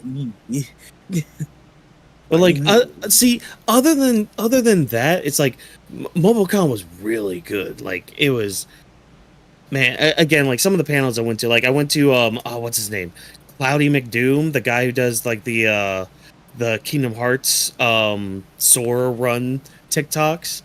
oh He yeah. had a panel there, and he actually showed a because he was working on like these Final Fantasy boss fights, and he had like the final part for one of them up, and it was a really good video, so we watched that. And then again, like I did some of the voice acting panel stuff, which again were really good, and like they talked a lot about AI. Do you have So any favorite yeah. quote or anything that they've said of the panel that really stuck out to you? um God, I don't know, like because there were a few good things. I think mainly just the message of like it doesn't matter when you start trying your craft. Because like one of the panels I went to had the voices of Lilith and Luce from Owl House, and I'm really bad at names, so apologies for that. But like Oh, the same. voice actor for Lilith was basically just like, yeah, I didn't even get into voice acting until I was 30. And I was barely getting roles at that point. But like now she's done a lot of stuff with it, and like even the voice actor for Luce, she was like, I was working at the Apple Store at the time, voice acting Luce, and like running like 3 other jobs at the same time. So it's like, the grind is real with these people. It's like it's not like it is with like bigger actors or anything. Like they have to have like side stuff too. Like apparently a lot of them are actually like real estate agents too, so they're able to get some money through that.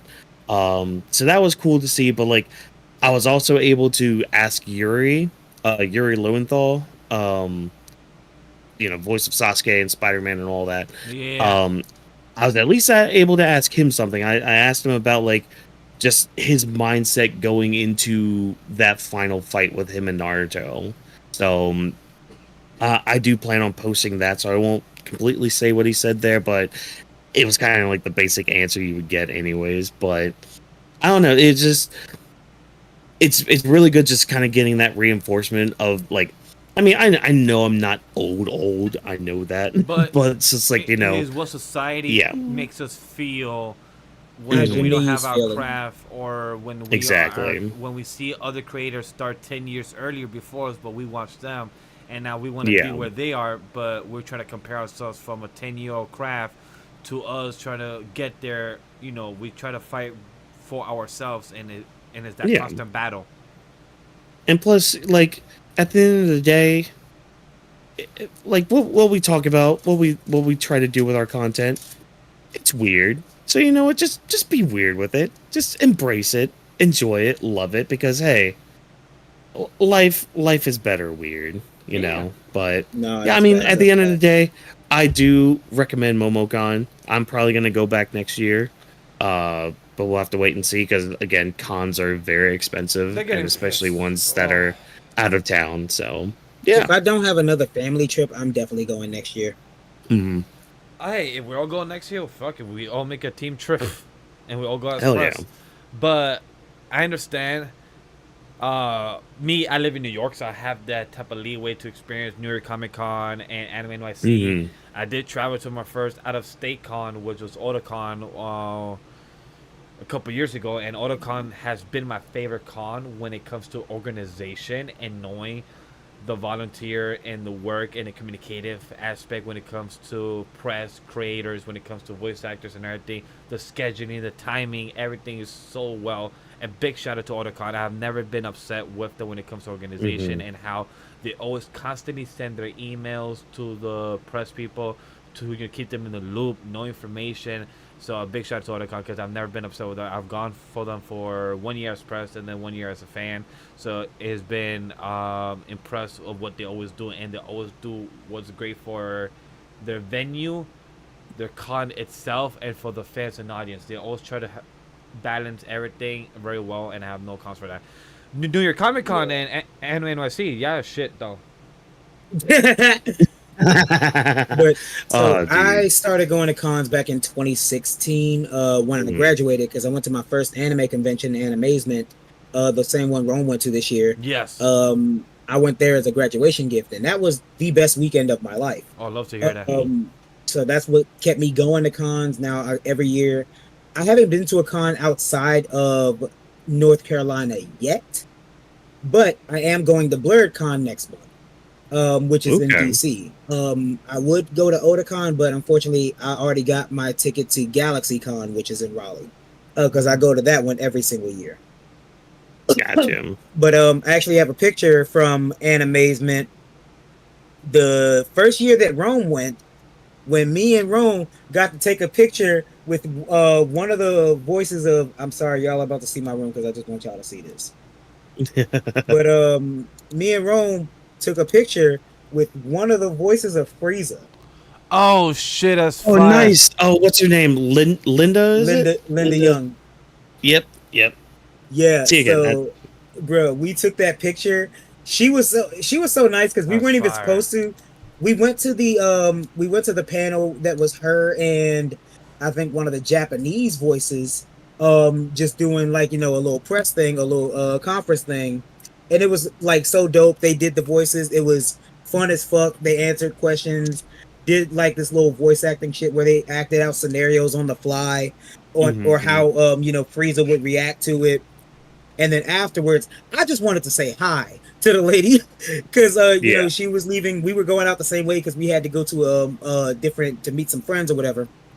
And she was just there, so I tried to say hi. Her damn security was being like, granted, they were doing their job. I'ma still say they was being some bitches, but like they were being some bitches about it. Like, no, she's a very busy woman, blah blah blah. And she was like, no, I could talk to them. So she came up, talked to us. We were just like, yo, big fans. I was in a Team Skull cosplay at the time, but yeah, she was like, y'all want to take a picture with me? And I was like, oh yeah. What She was just like, oh, you dimwits, get out of the way. What I've experienced and noticed through my work in production and working with celebrities and going to press or meeting voice actors and everything, I feel like voice actors are more genuine of their job and understand the fandom, the love of the character and the love of the role of the trade of the character they have seen in the anime and how they have fell in love with when it comes to actors and them playing a character on screen. I feel like it's more, of course, when actors, they have 20 million fans. Voice actors have probably 10 million fans, but it's more well taken care of, if that makes sense. Yeah. I will say, I have met two of my favorite voice actors I've ever met because I go to Galaxy Con every year. So I've met a bunch of the voices to Dragon Ball, just going to their booths, like not even taking pictures with them because I'm broke and they make you pay for that. Yep. The voice of Kid Buu, or just Majin Buu in general, because I think they actually all share the same voice. Oh, okay. I don't remember his name. When I tell you that was one of the most fun individuals, first of all, he jump scared the fuck out of me. Cause like I'm over here talking to some of the other Dragon Ball voice actors, and this nigga just appears behind me, go, just like beating his chest, and I'm just like, what the fuck? And then I realized who he was. I'm like, yo, and like he's being dope. But then I wish I could find the picture, but I actually think it got thrown away when I lost my storage unit. Oh, The voice actor of Roadhog from Overwatch, Josh Petersdorf, one of the dopest men I've ever met in general. Oh, fire! Because yeah. not only was he a cool dude and he voices my main in Overwatch.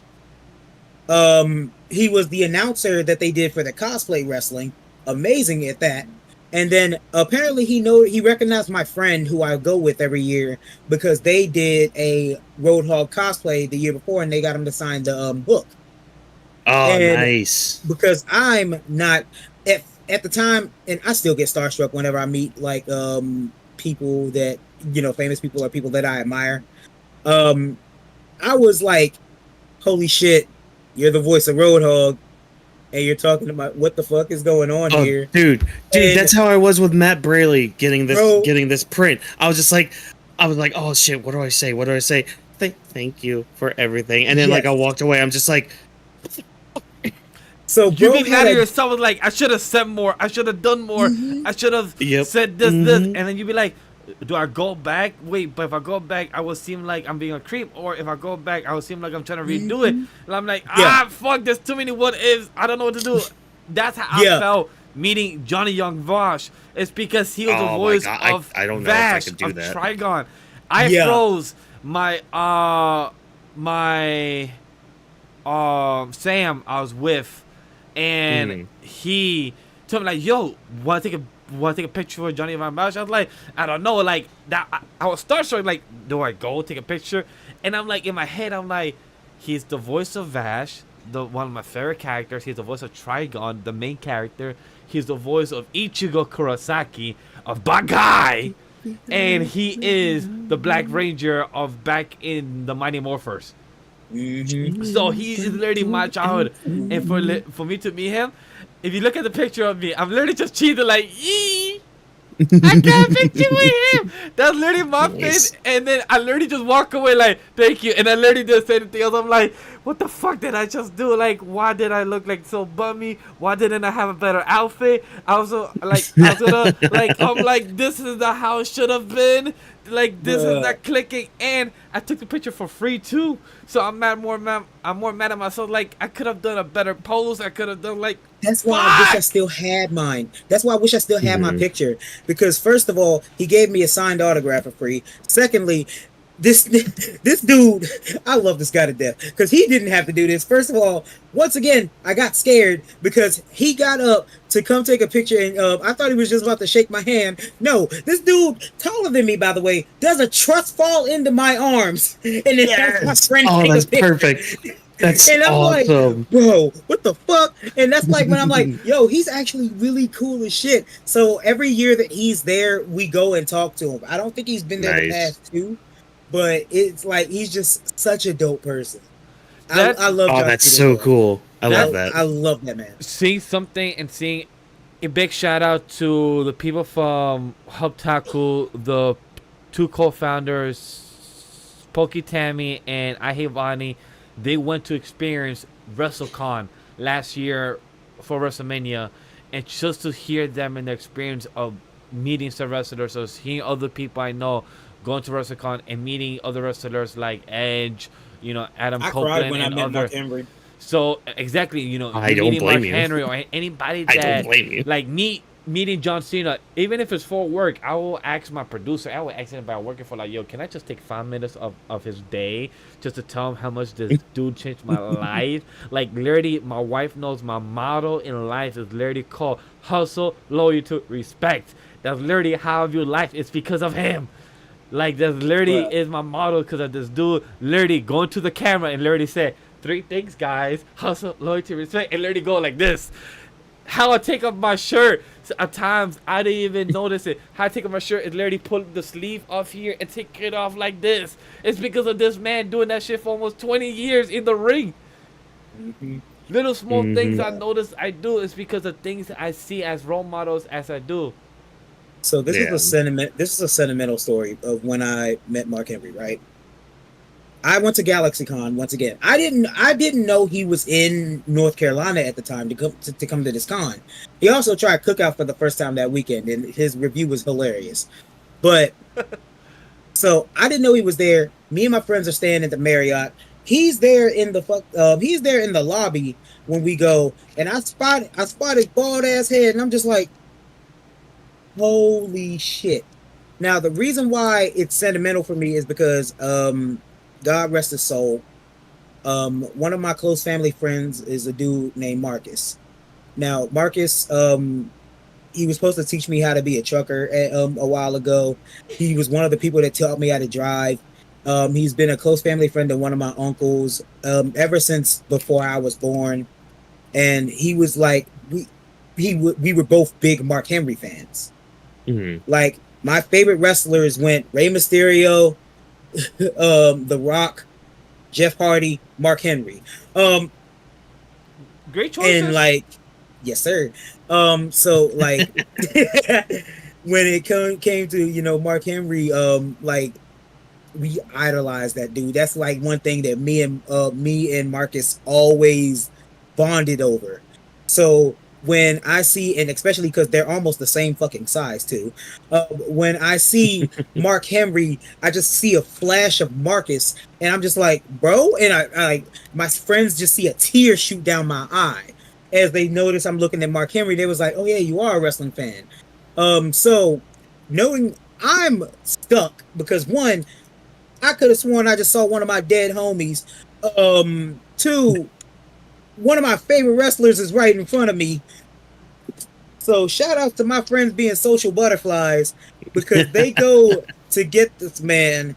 Tell him like, yeah, he's a little starstruck and emotional because I told him about the whole Marcus thing. Yeah.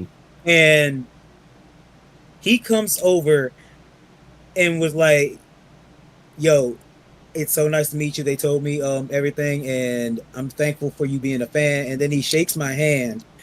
Oh. And this man, to be who was known as the world's strongest man, has the softest hand I ever felt in my fucking life. Hell yeah. Bro, I love first that. First of all, his hands are I love that. Like his hands are 3 times the size of mine. Secondly, like he shakes my hand. I'm holding like it's a firm grasp, but I'm holding a cloud at the same time. Bro, like, and I ain't gonna lie, I cried like a bitch that night. Like, we got our drinks that we were getting from the bar of the hotel, went back to our room, and I go in the corner and I bawl for like 15 minutes, bro. Like, I was no good. I was no good. That, bro, I love conventions because shit like that I never expect to happen. That's the same way I met Sean Schimmel. Yeah. Like, the voice of Goku, one of my childhood voices, I was like, yeah, why are we in the same bar right now? I met Sean Schimmel and Chris Savage just at the con, but at the time I was impressed. But I just met them like in a regular day. I was like, hey man, so I was a big fan, and they walk off to go to the panel. I'm gonna keep it a buck. I was not standing in that line to see them at the con. Same. So that's why I just don't got the money. I'm like $100 for a sign an autograph. Like, I have press passes. I could just see on a regular day in the future. I know. I would have more. I've never done press before, so I would never think I'd have that opportunity. When I could, now we could, but we'll talk about that behind the scenes. But one of my biggest con experiences I just want to say is meeting Stan Lee. People could tell me, "Yo, you spend money." I'm like, bro, it's $400. That's most likely going for the con or for his family. Bro, I'm meeting Stan Lee. Bro's old enough. We don't know how long this guy got, and then literally 3 months later he's gone. I'm like, shit, maybe I should have not said that. Maybe I put that shit into existence. Who the fuck knows? But hey, I met Stan Lee and I paid $400 to literally meet him. But you know what I hate the most?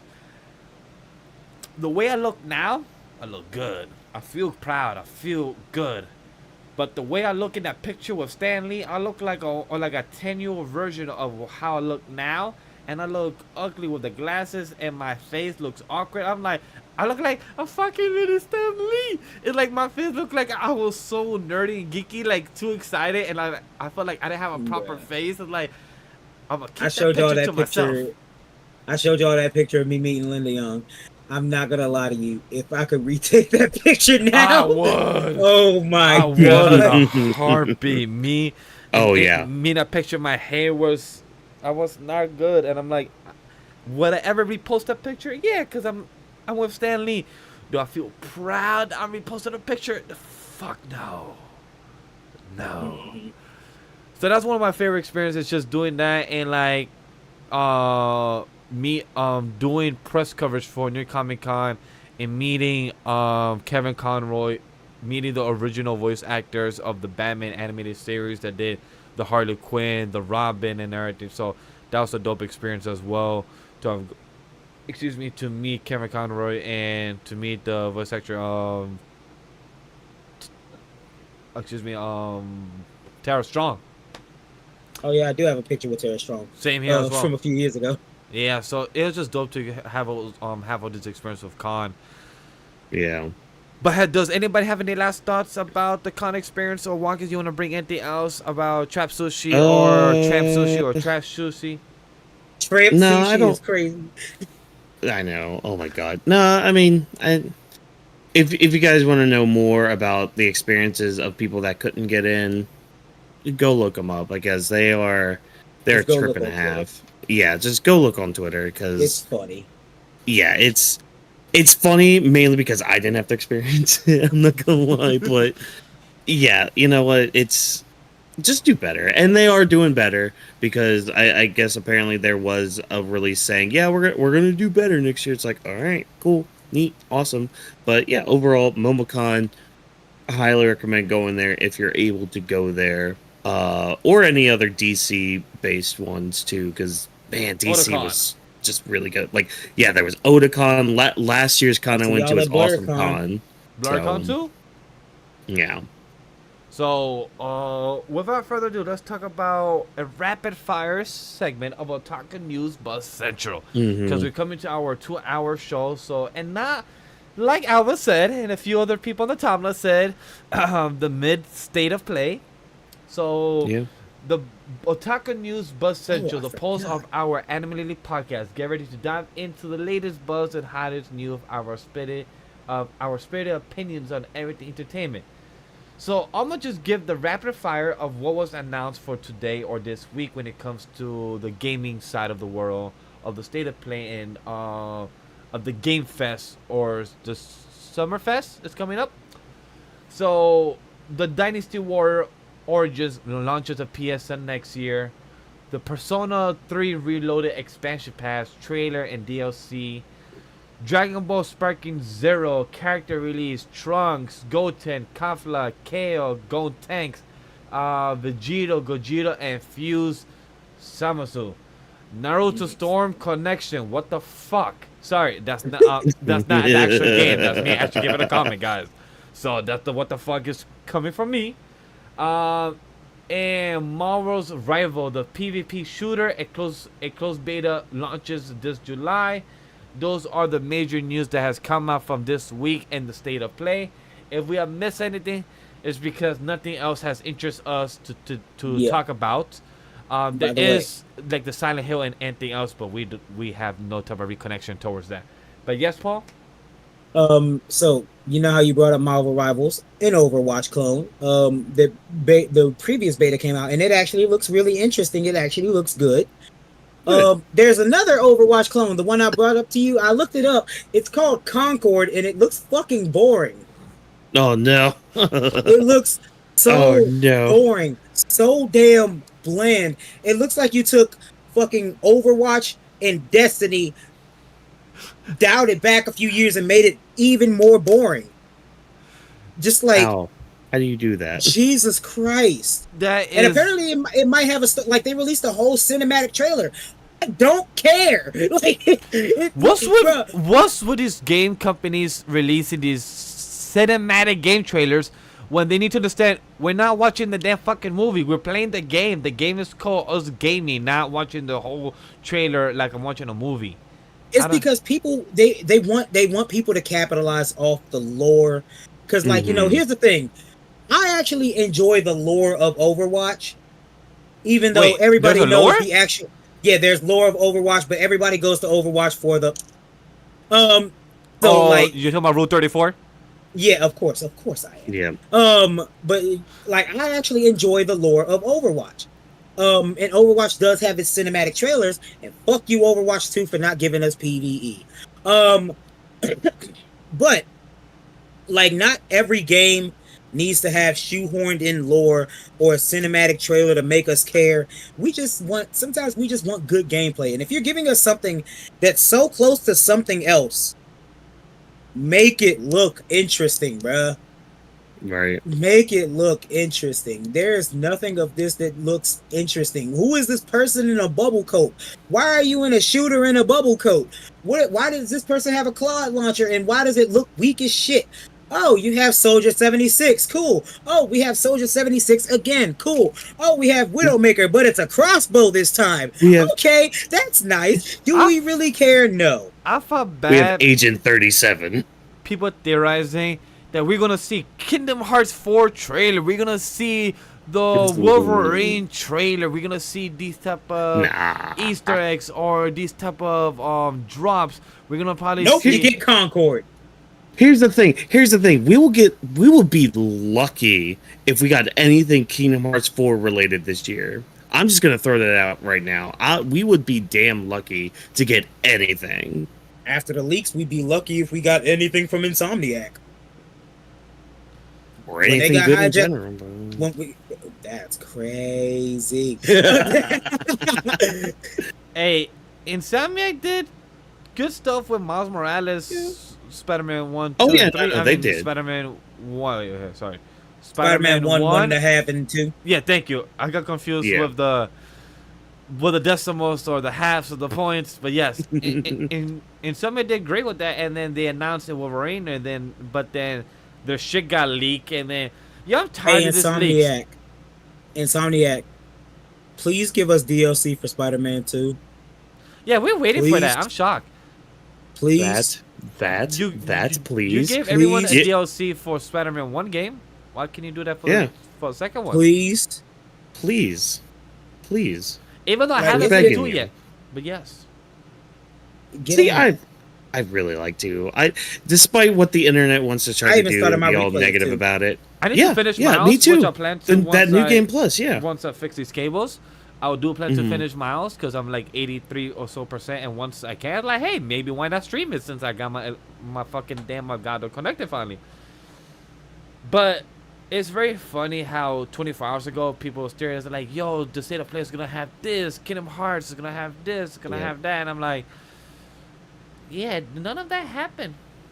It's just like how everybody gets excited for a Nintendo Direct and then we get disappointed every time. Because it's a bunch of RPGs that most people don't care about. And then they expecting the new fucking... We've been waiting for Metroid Prime 4, bro. Give it to us. It's coming on the Switch 2. The Switch 2 launch title. Why do we just have a JPEG? Like, bro, come on. It's been 7 years ago. Yeah, it's been 7 years, and we just have a JPEG. Come on, Nintendo, please. Hold on. Was the announcement for Metroid Prime 4, was that when the Switch launched? Or when the Switch was announced? It was when it was announced. So that was been 8 years ago. Bruh. Yeah. What are you all doing? What are you doing, Nintendo? What are you doing? We just want to play games. Like, I can't have shit in this house. Look, I thank you for Thousand Year Door. I thank you for that. Because that's recent. That's something recent. That's something good. I'm too broke to buy it. But dang it. Come on. Metroid Prime 4. It's right there. You told us it's coming. Don't be like J.R. or not J.R. Tolkien. Fucking George R.R. Martin with the dragons. Like, just give me what I want. Thrones.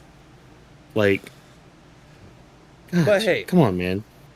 Is anybody want to talk about any other the announcement? Because I do want to say one thing. Storm Connection, that final move that I saw on the timeline with Kurama adding an extra Kuramas, and fucking adding extra Shuriken in the fucking Tail Beast Blast, and then making this shit look like it's planetary. I'm like, this attack shouldn't even be planetary. This attack should literally destroy the planet.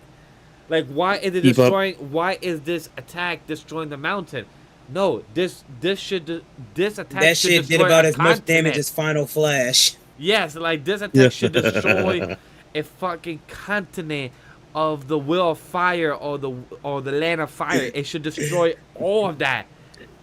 Naruto's This move not planetary destroys the Twitter. Wheel of Fire. Naruto is not planetary Twitter. Get it through your thick skulls. Yo, it's like once I saw that, I was like, wait a minute, why is Kurama adding this extra shurikens? Who are we sending this move to? Are we fighting God himself? Like, who in the Naruto verse can handle this They move? fought Kaguya. And I think that move was just funny as hell because you like once they shoot the bomb, you just see Sasuke just standing there, and it just He's reminds just me of that. It reminds me of that Pokemon meme where you send out Rowlet against Groudon, and Rowlet's just looking at you like, Just like, the fuck? and you just see Sasuke just like, oh. And plus, and plus that move, Why'd like, you choose me as your character? why is like, why? Naruto Why? in Sage Mode of 6th Path with Hashirama on his left, and then with the Senju twin brother of the fucking 10,000 years ago version? Why is he there? What the fuck is this? Because Like I said, it's just like Naruto Storm is just basically Dragon Ball Heroes for ninjas. yeah, Yes. It's like how we got Super Saiyan 4 Broly in Dragon Ball Heroes, which should not be a thing. oh my god, Which oh should, my god, Super Saiyan God Yeah. Broly should also not be a thing. no, Yeah. get that out Wait, of here. what? Get that out of here. Yeah. Oh, dude, look, dude, The dude, look fusions it of up. Goku with Goku should not be a thing, by the way. Xeno Yeah. Goku should not be a thing, by the way. But it is in Dragon Ball Heroes. Like, Yeah, dude, yeah. look this shit up tonight. I've been behind on I Heroes. swear. The last time I saw was like episode 4 or 6, but now you're telling I'm me gonna keep it a being with yeah. you. The only thing I remember from Heroes, other than those things that I said, was Trunks giving back shots to Kefla. Just What? it was a gift that somebody took mad out of context. Well, damn. All right, Humpty, But, come back. No. Mine. Crying. Wow. But, Okay, I did not expect to hear that. Also, yeah, if you want hands in Sparking Zero, by the way, I'll gladly whoop you up with Krillin. Let me know. I'm ready. Krillin. AKA, go check Rome's tweet. You'll see why. If the leak's the truth, see me on October 1st, baby. Ooh, yeah. Please be Uh, October 1st. How did you feel about the character release of said characters? Kale, Kafla, Gotenks, Vegito, Gogeta, few So summers this, I'm glad we this got is the definitely fusions. yeah, this is definitely the trailer of Fusions. I have some hot takes. Fuck Gotenks. I think Gotenks is an annoying little shit, Chat, and he I did say forever this wanted behind to the punch scenes that before we went child. live. Gogeta's cool. Fuck Vegito. That nigga never won. Oh my god. Kefla is hot. that's all I can give you. Mine. Yes. That like, oh yeah, and I ain't gonna lie to you. Fuse Zamasu threw the fuck out of me. I actually was not expecting Really? that, but it makes sense. Like, I wasn't expecting the fusions in general. I knew that, of course, the fusions were going to be in the game. I'm glad to see that Kefla and Caulifla are in. So, or Caulifla and Kale are in. So I am waiting for them to announce Kaba. I want to see how Kaba plays. He should be in there, and they're all in there as well. So Now, I actually do have a question for you guys. Do you think we're gonna do you think with the characters that we're all getting and like the big roster we're gonna be getting, do you think we're gonna actually have kind of a return to unlockable characters in your game, or do you think a lot of these are gonna be behind season passes? I hope not. I hope it's a mix of both, and I hope that if it's season pass, I hope is that you can unlock them right now, and I hope that it's like Smash Bros, where you gotta fight 10 or so battles and you can unlock a character each by turn. That's why I hope that it becomes traditional. Yeah. That if anybody doesn't want to work for it, do the season pass, pay the $30 for the whole season pass of all 24 or extra 36 characters you want to unlock. But Yeah, I missed that's what we hope. I missed the time where we used to work for the load of the characters or the movesets or the stadium / arena you used to work for it. I missed that time. What I'm really hoping for is because this is Budokai. This is basically Budokai Tenkaichi 4, right? Yes. Yeah. I want to go back to the campy ass, big ass, fuck off roster like how Budokai, the previous ones had. Because like there should be no reason that we're fighting with Frieza Soldier #3 or any of the characters from Dragon Ball that we got. Like I think we could fight as the Frankenstein nigga. Ader? Yeah. Yeah. But I do hope they had Cooler because it was dope having Cooler back in. Oh yeah, they'll have the movie characters. Yeah, I feel like they'll have the movie characters. I'm just like, I want the campy side characters who you wouldn't think have a moveset. Yeah. No, see like, what that's one thing that the previous Tenkaichi games gave us that I love. The random characters. Like, because when I've been a Dragon Ball fan pretty much my entire life, but I didn't know the characters like that because I was a dumbass kid. I watched Z. I watched Sydney just messed that nigga setup. I watched Z. I watched Dragon Ball, but I didn't pay attention to the story of Dragon Ball. So of course there's a lot of characters that I don't know. And I'm seeing all these characters that's making me go back, look these characters up, and of course on dial-up internet because this is back in the day. And it's like I want that type of campiness back with this game. I hope this game is unbalanced as fuck. Give me back the big ass characters like Harudagarn and like give me Cell Max as a playable character. Please. I want this game to be campy and unbalanced. Now, one thing I'm really hoping they bring back, I forgot which Budokai this was, but they had a bunch of what if scenarios. Like there was one where you get to defeat Broly as Master Roshi. I think that was one of the Budokai games that was like the actual Budokai series, not the Budokai Tenkaichi. I think that was one of the Budokai games that was on PSP. I want them to bring those back because those were a lot of fun.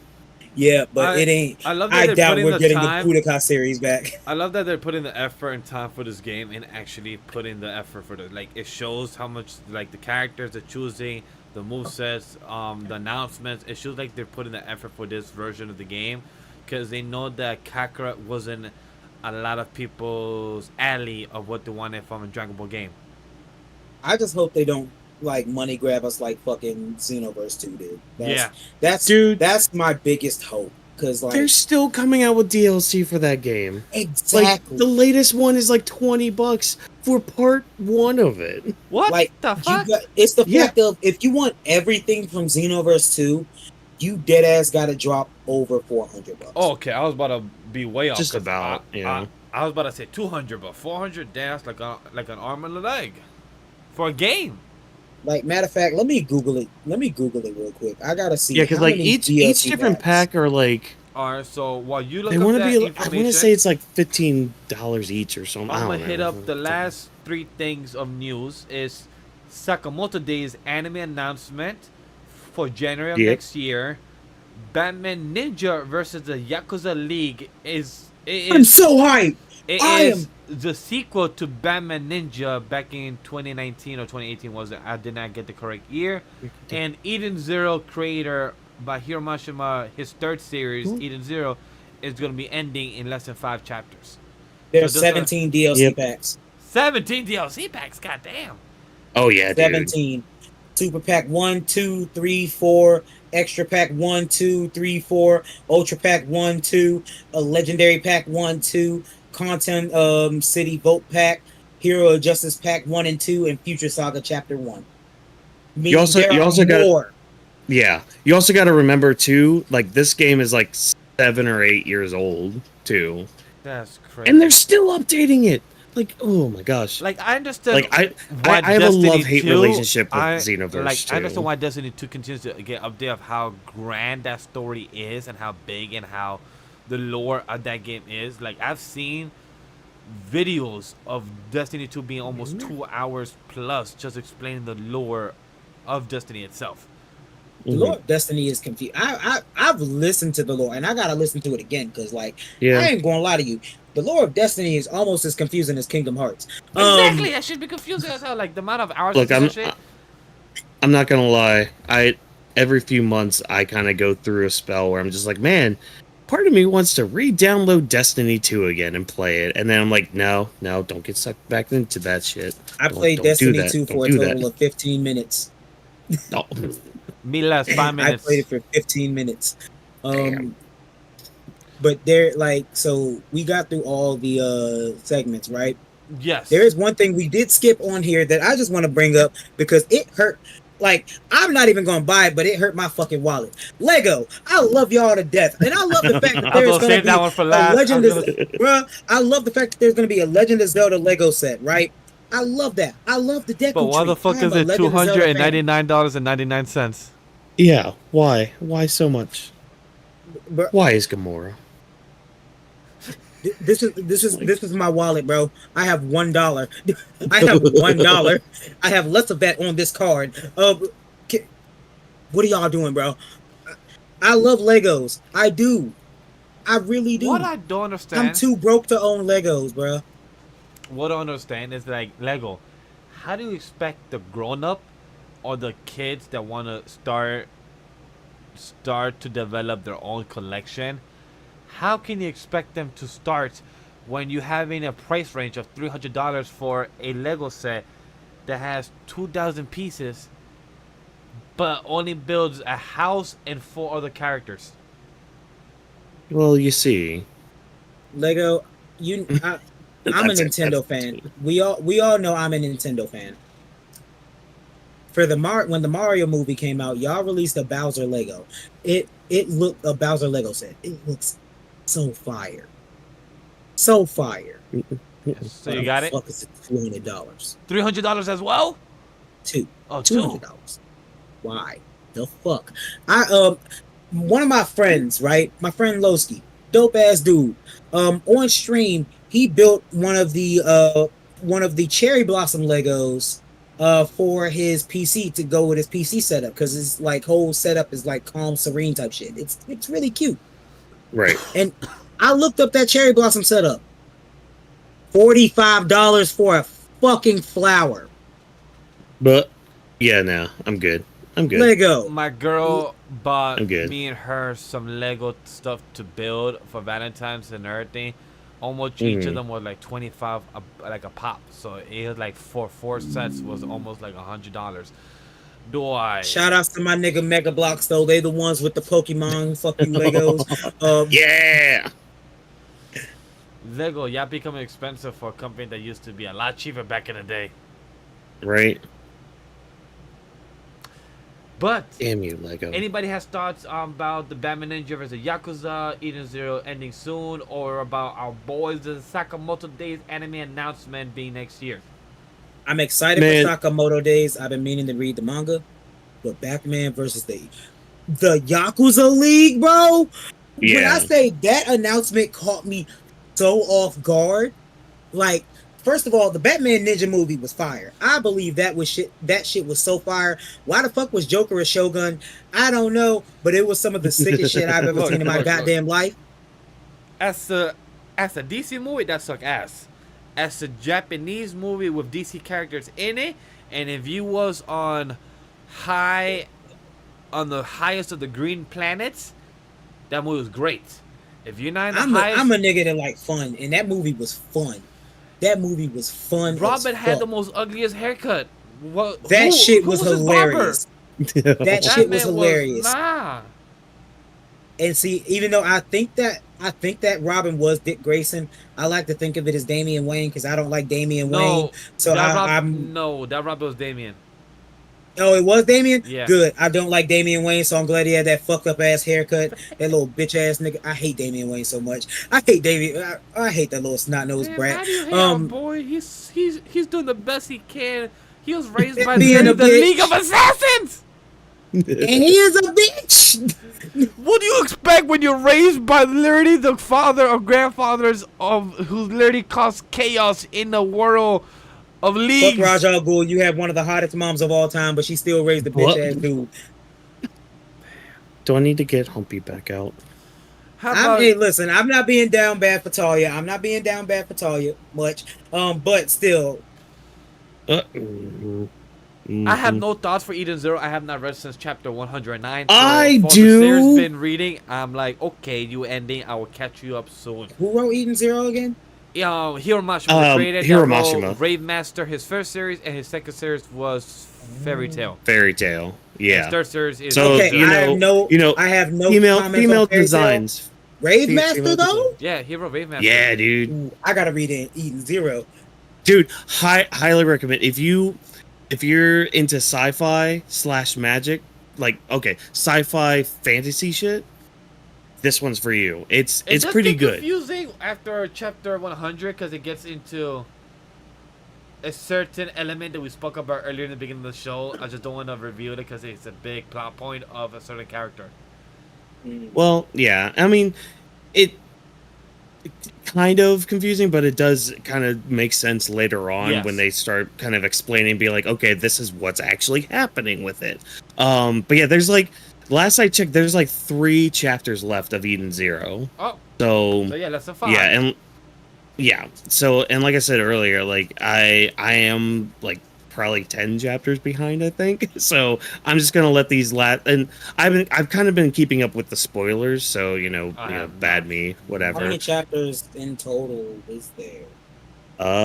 Let me actually check. I want to say it's in the 300s, so yeah, because I know not that bad of a read. Yeah, about 300 chapters. Eden Zero. Eden Zero is 289 chapters. Oh, cool. So it'd be less than 300 then. That's a good read for anybody that's trying to binge something. So highly recommend. Would that be highly recommended? I'm gonna move on to the wrapping and closing thoughts of the show, of episode 146. Time codes for every subject topic is down below in the description for the chapters. Does anybody have any last thoughts they want to say about what we discussed about Life Lounge, what we've been consuming? You want to give a little quick jab on what you forgot to bring up? Or any of the news that we brought up quick earlier about Persona, about the Lego, about State Mid of Play, Sakamoto Days, Batman Ninja, the Marvel Rivals, Eden Zero, or anything you want to bring up before I just transition to other stuff? Man, you go. Man, I'm just glad we're back. I'm just gonna throw that out there. I'm just glad we're gonna be. It felt very casual. It just back, felt nice to just have a spitballing. This was a dope ass talk. I ain't gonna hold you. Yeah. Oh yeah, it was. So yeah, that's it. I do gotta say, because I did forget to bring these games up. Multiverses came out on Tuesday. Yeah. As a Smash player, of course, I've been playing it. Harley / Jason Main, come get these hands if you want them. Also, for our gacha players, I haven't started it yet, but I will start it on stream. Wuthering Waves recently came out, and I don't hate Hoyoverse, but I do hate Genshin. If you also hate Genshin or want it to be better, play Wuthering Waves, made by Kuro Games, same creators of Punishing Gray Ravens. Just came out, phenomenal. From everything I've seen, go ahead, check that out. I forgot to bring that up earlier. Walkers, you got anything to bring up? No, I mean, that's pretty much it, really. Just what we talked about tonight and what we'll talk about in the future. But, if you wanted more stuff, especially from AniMa Studio, hey, check out Weaves of the Ring every Friday and Monday nights. AKA good 21 hours from now? 22 hours from now. Like So definitely check out Weaves of the Ring episode 33? Sure. Something like that. Yeah, something like that. Yeah, we're entering this summer, so yeah. And know that good we're things. entering to the Clash of the Castle, things happening, and like we Yeah. said early in the beginning of the show, if you already tune in on a 2 hour and 25 minutes into the show, that next week will be a solo leveling webtoons conversation. The following week will be X-Men the animated series conversation. The following week will be X-Men 97, and then the end of the month we'll be discussing about the summer season approaching, what we're excited for the rest of the year, and what were our favorite content to consume for the past 6 months. So it will just be the whole 2024 conversation of what is to come and what has happened so far. Because 6 months has passed and 6 months is left of 2024. Time flies. So, like the speedster, let's get to our outro. So, without further ado, guys, thank you for joining us tonight and taking the time to listen in. The Anime Podcast is presented by AniMa Studio. Our production team, myself, Watkins, and Paul Jokestar, and Ron, who couldn't make it tonight. A special thanks to our producers, and don't forget to the following of all the social of the brand and the hashtag of Anime Lately Podcast. All the links are down below in the description, soon to be on the podcast audio side. Lastly, share, like, and most importantly, give us feedback and let us know what your thoughts are of the episode of episode 146 for next week, episode 147. And you guys are what make the show help and succeed, and appreciate always for your feedback. On behalf of everyone of AniMa Studio, we thank you for joining us in the Anime Podcast. See you later. We see you in the next one. And this podcast was not recorded on a live studio audience. We see you in the next one next week, Thursday, same time, 8-9 o'clock p.m. EST. Good night.